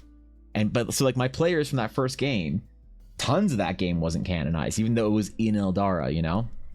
That's a weird comparison. What do you mean? That's like an internet meme. Is that like astrology for girls is like cryptocurrency for dudes or whatever? You know, I forget where that meme started, but yeah, that's like a 2020 meme. I think it fits.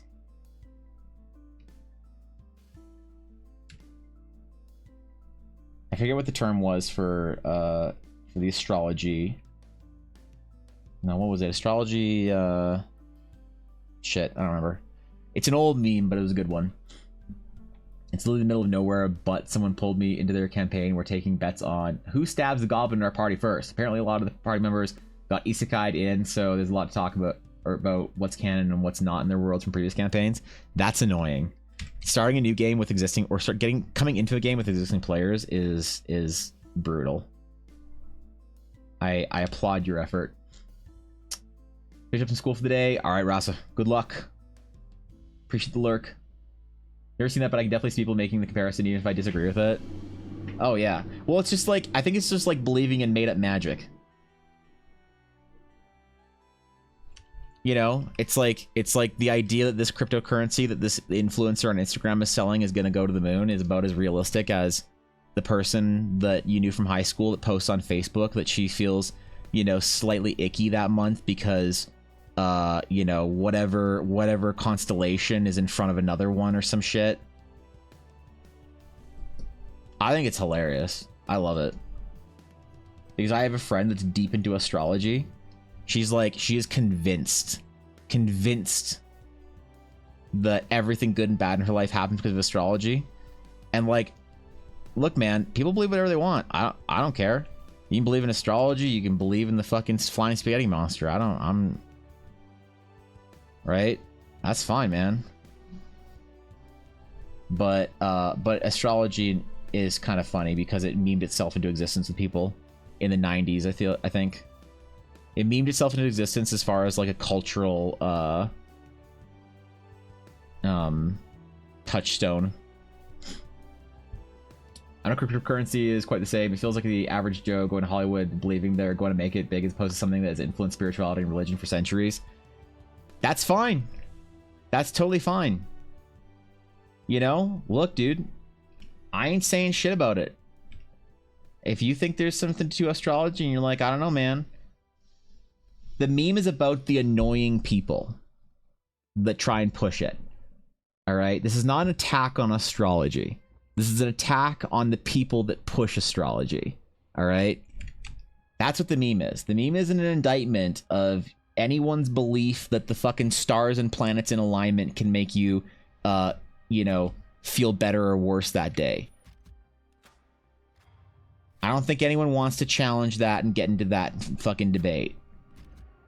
The whole point is the annoying people that you know, are like, hey, you're like, ah, shit, I lost my job this week. And they're like, oh, well, that's probably because you're a Tauros and this constellation is whatever. And you're like, no, fuck you.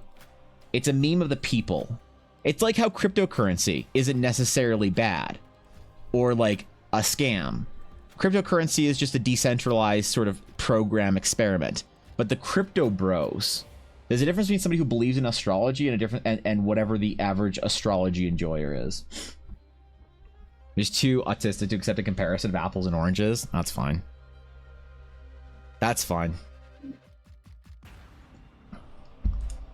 We're just it's not an indictment against people, you know, who believe in some shit or whatever. If you believe in cryptocurrency, you know, that's fine too, man. I think crypto's awesome. I think the blockchain is super interesting technology.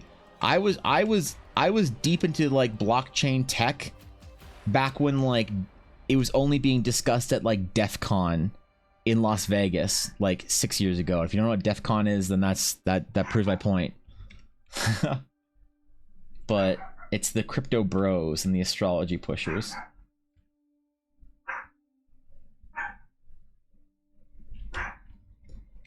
Okay. Dude, I'm actually enjoying this. Like the line work is going a lot faster than I thought it would. I didn't think we'd even finish the design today. Gridvest was largely foolish, but admittedly I don't know enough to maintain that position when pressed. Like that's the thing, is like if anyone ever has a like a and I respect that, Lex. You're like I think it's bullshit, but I also don't know. What I take offense to or exception to are people who are like, it's a scam. It doesn't like it's all just a scam. It's like NFTs, for example. Like I know NFT artists that made a living off of minting their work as NFTs for certain clients that want it. I also know people that do NFT scams, right? And so when that whole NFT thing was going on, it's like if you had anything to do with NFTs and crypto, you were like this villain. But I knew tons of artists, especially artists in countries that couldn't get paid from like PayPal. Like I knew an Indonesian artist that could not get PayPal through, but she started getting paid by minting her work into NFTs and selling it for Ethereum, and suddenly could like afford to live. And it was like crazy, dude. It's like for every like 100 NFT scams, there was like one artist somewhere in the world that was like able to make a living now. And so like it's like about perspective on it.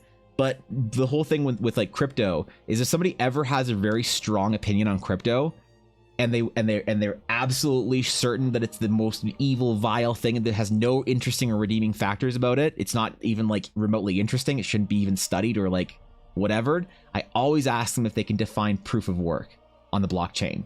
Very easy concept. If someone can't define proof of work or how proof of work works, then it's fine. Their opinion doesn't matter because they don't know what they're talking about. So it's like, you always got to respect it when it's like, hey, I don't like this thing. I don't know why. I'm like that with lots of stuff, you know, where I'm like, I don't like this thing. I don't know why or much about it. So I'm not going to like push an opinion on it or assume that I'm right. But, you know, you can still have an opinion. You can still say you don't like it. It's not like you have to be fully educated to know that you don't like something. I think that's totally fine.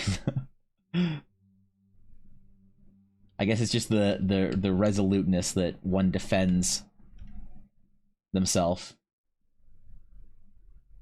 and their opinions on something. It's all about malleability.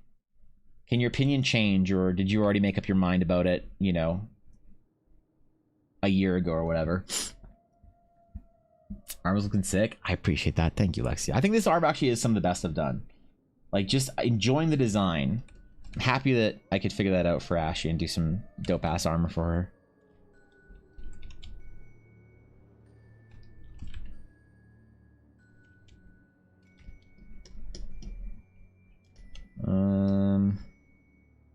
kind of am worried that I'm going too deep in the hatching, that it's going to look a little bit messy when I'm painting it. Fair, my thoughts are more commonly that concept is silly, but if you can exploit it, you go, dude. I mean, yeah. The crypto bros, there is a difference between the crypto bros and the people that study blockchain tech. There's a big difference between the, like, I got a message on Instagram from a guy I haven't talked to since art school, and he said, "Yo, Evan, I saw you've been doing some like really cool shit on Instagram recently." And I was like, "Oh, thanks, man." He's like, "Hey, I got this project you might be interested in," and I was like, "Oh yeah, really?" And he's like, "Yeah, man, a couple guys and I are putting this together, this thing. It's gonna be this like NFT whatever, where you can do this, and then you can like get different like something or another's, and then get like different rare something or another's, and they'll be like yours forever because you minted it, because they're all minted on the Ethereum blockchain." And I'm like, "Oh yeah, that's a crypto bro. Not interested."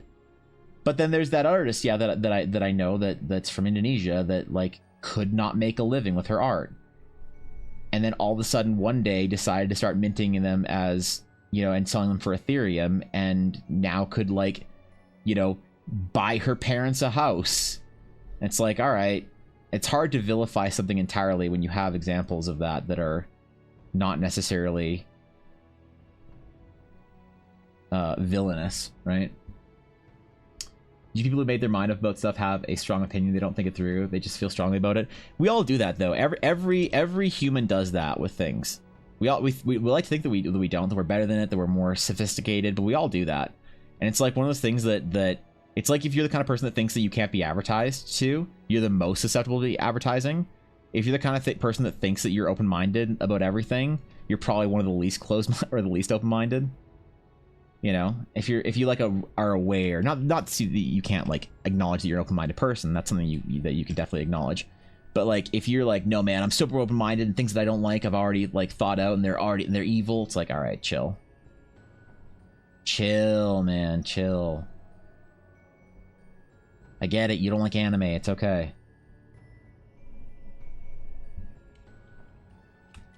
I think it's more about like trying covering your blind spots with things you don't necessarily understand in life. Crypto bros are probably going to be like that even if they have never heard of crypto. It's the bro part that's the problem. Oh yeah. It's the bros. You are right. The crypto is just the most recent thing.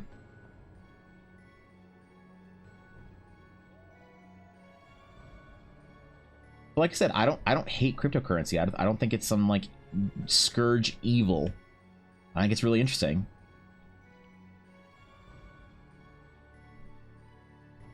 I think blockchain like software and shit and development for certain things is interesting as well. There's a lot of possibility for blockchain stuff that got ruined because the like impression of everything that had to do with anything blockchain is this automatic scam, or like used for people that just want to like commit crimes and shit, because it did happen. Not that I'm like super staunchly in defense of anything with blockchain. I'm not like invested in it. I just think it's cool. But I thought it was cool years before Bitcoin, made it into the news.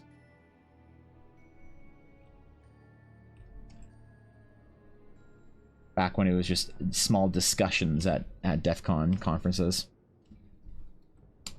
True, it's human. It is. Are you talking about never incorrect about anything ever? I was incorrect about one thing once, and that was the last time. It was my opinion on Rangers. I thought they were underpowered. Then I realized that the 5e Ranger is the most overpowered D&D class ever made. And then since then, I've never questioned myself ever again.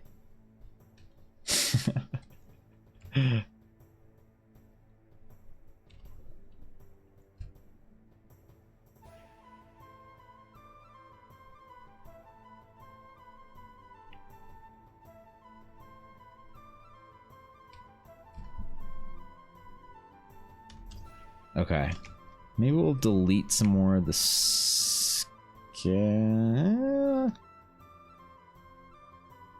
No, I want to fish a little bit more on it first.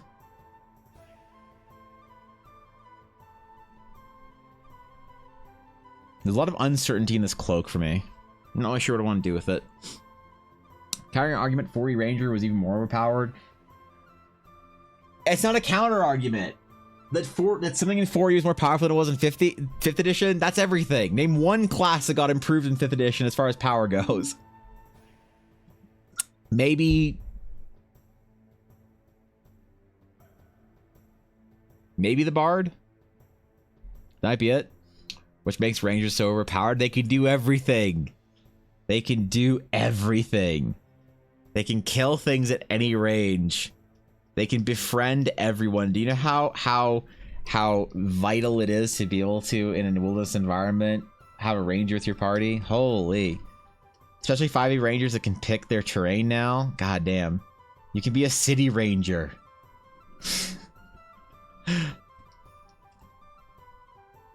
My staunch opinion that clerics don't have any friends too. There's that as well. I forgot about that one. Cleric players don't actually have friends. I think people saw Beastmastery and decided that it ruined a whole class. I'm interested in your specific reasons. I just think they're really cool. They do a lot. They do everything. Ranger class fantasy is nebulous. Paladin is a lot more focused, but Ranger is a broad jack of all trades that Bard wishes it had. Exactly. Every Bard player is a Ranger player that doesn't know how to play a Ranger. Wishing they could play a Ranger.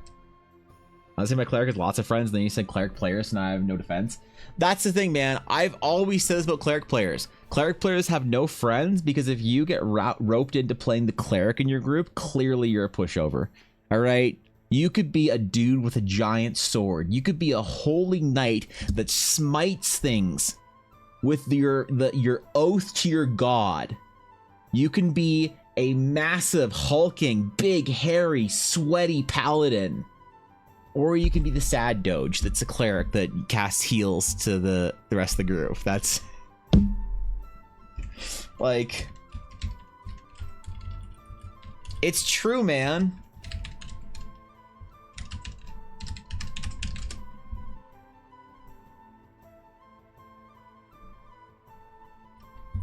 Paladin players.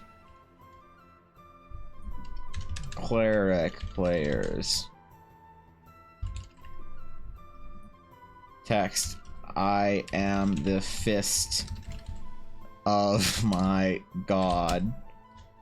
I shall smite my enemies with my sheer strength and power. Ooh, no, please let me play a D&D with you. I'll play the healer. Please. This is the template. This is the meme. I have made the meme, and so too has it been canonized. This is it. Tell me I'm wrong. Tell me I'm wrong. You can call me an asshole. You can call me an asshole. But I don't hear anyone saying that I'm wrong. And then the third panel is Enter Shadowheart. Oh shit. I fucked up. I should have played a cleric. They're supposed to be like Aragorn, so good at fighting and good at tracking and surviving. They're not top DPS, but they're high-ish with massive utility. Exactly. I'd play a melee ranger and see what happens. Unless you're the mom friend who gets their value from taking care of others, as raised perfectly normal home. That's fine. That's fine. But we're not talking about we're not talking about a person who plays a cleric. We're talking about cleric players. At least I can spell. I don't see a problem with this. This is a perfectly good Doge meme. This is a perfectly good Doge meme. Alright? I don't see a single issue with this Doge meme. I actually like clerics in 5e.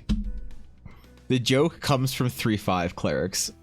Because 3.5 clerics were either shitty, or if you wanted to play an interesting 3.5 cleric, you had to just not be useful to your team at all. Whatsoever. You couldn't have any usability and any... You either had to be completely this like angel of death or a heal bot. There was no in between. There was no trickery domain.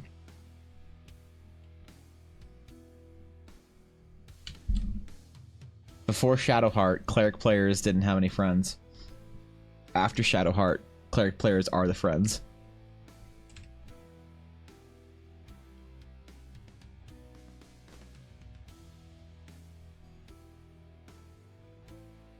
It's like now you can't play a fighter without being compared to Lae'zel. If you play a fighter, like fighter players now have to be somebody's ex-wife. That's the only reason why Lae'zel's so mean to me. Because she wants my fucking alimony all the time. Holy shit. We should go back to the Baldur's Gate playthrough. I feel like we had a good time with that. Shadowhoney, ex-wife, Gil, and I had a run, man. The Hadashar, she's their only friend. True. Pal was always nice. Take damage, give heals. I liked it. You could be a paladin, but you didn't have to choose between whether or not you wanted to heal or be a big brawling defender of the realm. But like, okay, honestly, in my off-stream game, I did the Githyanki Kresh with Shadowhoney, ex-wife, and Twilight or Edward. So Shadowhoney never leaves my party. Ex-wife, I thought was gonna be shitty, but then she action surged, like killed a boss in one turn, and I was like, oh, maybe I should be using ex-wife more. And then I don't think I can not use Edward. But if I was a ranged character, I wouldn't have to use Edward, but since I don't have any ranged characters, I have to use Edward, unfortunately.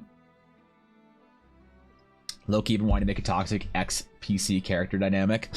I mean, you could, but like, doesn't it make so much more sense, all the reasons why Lae'zel's so fucking mean to you if she's just your ex-wife? Like, completely changed the game for us when we figured that out.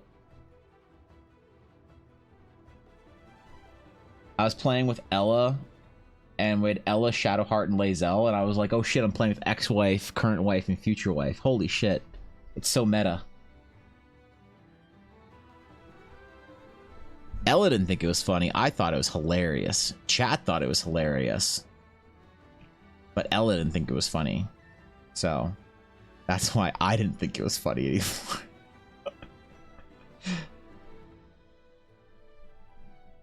She's like, what do you mean future wife?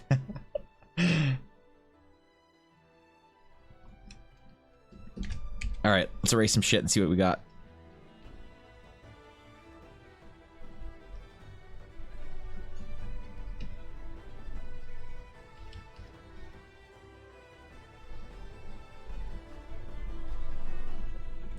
Ooh, totally forgot to shade in the cravat.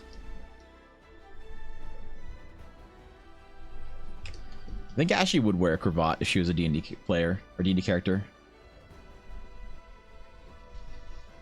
In the world.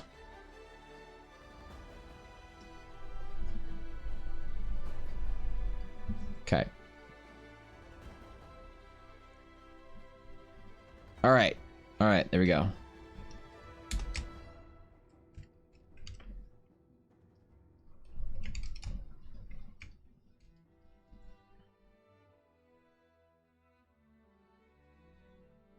Do you want to do scale mail, though? I'm still unsure about that.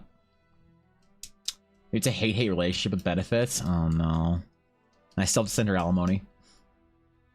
Ex-wife is great. I didn't use her until later in my first playthrough, and she's great. She's insane. Action surge is ridiculous. I didn't think it was funny because I'm not allowed to. Yeah, true. That's what happened. Zero regrets about encouraging Shadowhoney to slit Lae'zel's throat. You had Shadowhoney kill ex-wife? Really? Did you stop having to play alimony? Did she give you custody of the dog back? Holy shit. I want to play a game where I play with Minthara, Shadowhoney, and ex-wife. And just have the meanest group possible. Maybe Astarion instead of Shadowhoney. Because Shadowhoney chills after a little while. Edward stays angry the entire time. He's always trying to get you to kill the kids and stuff like that. And so maybe that's the play. I don't know. All right.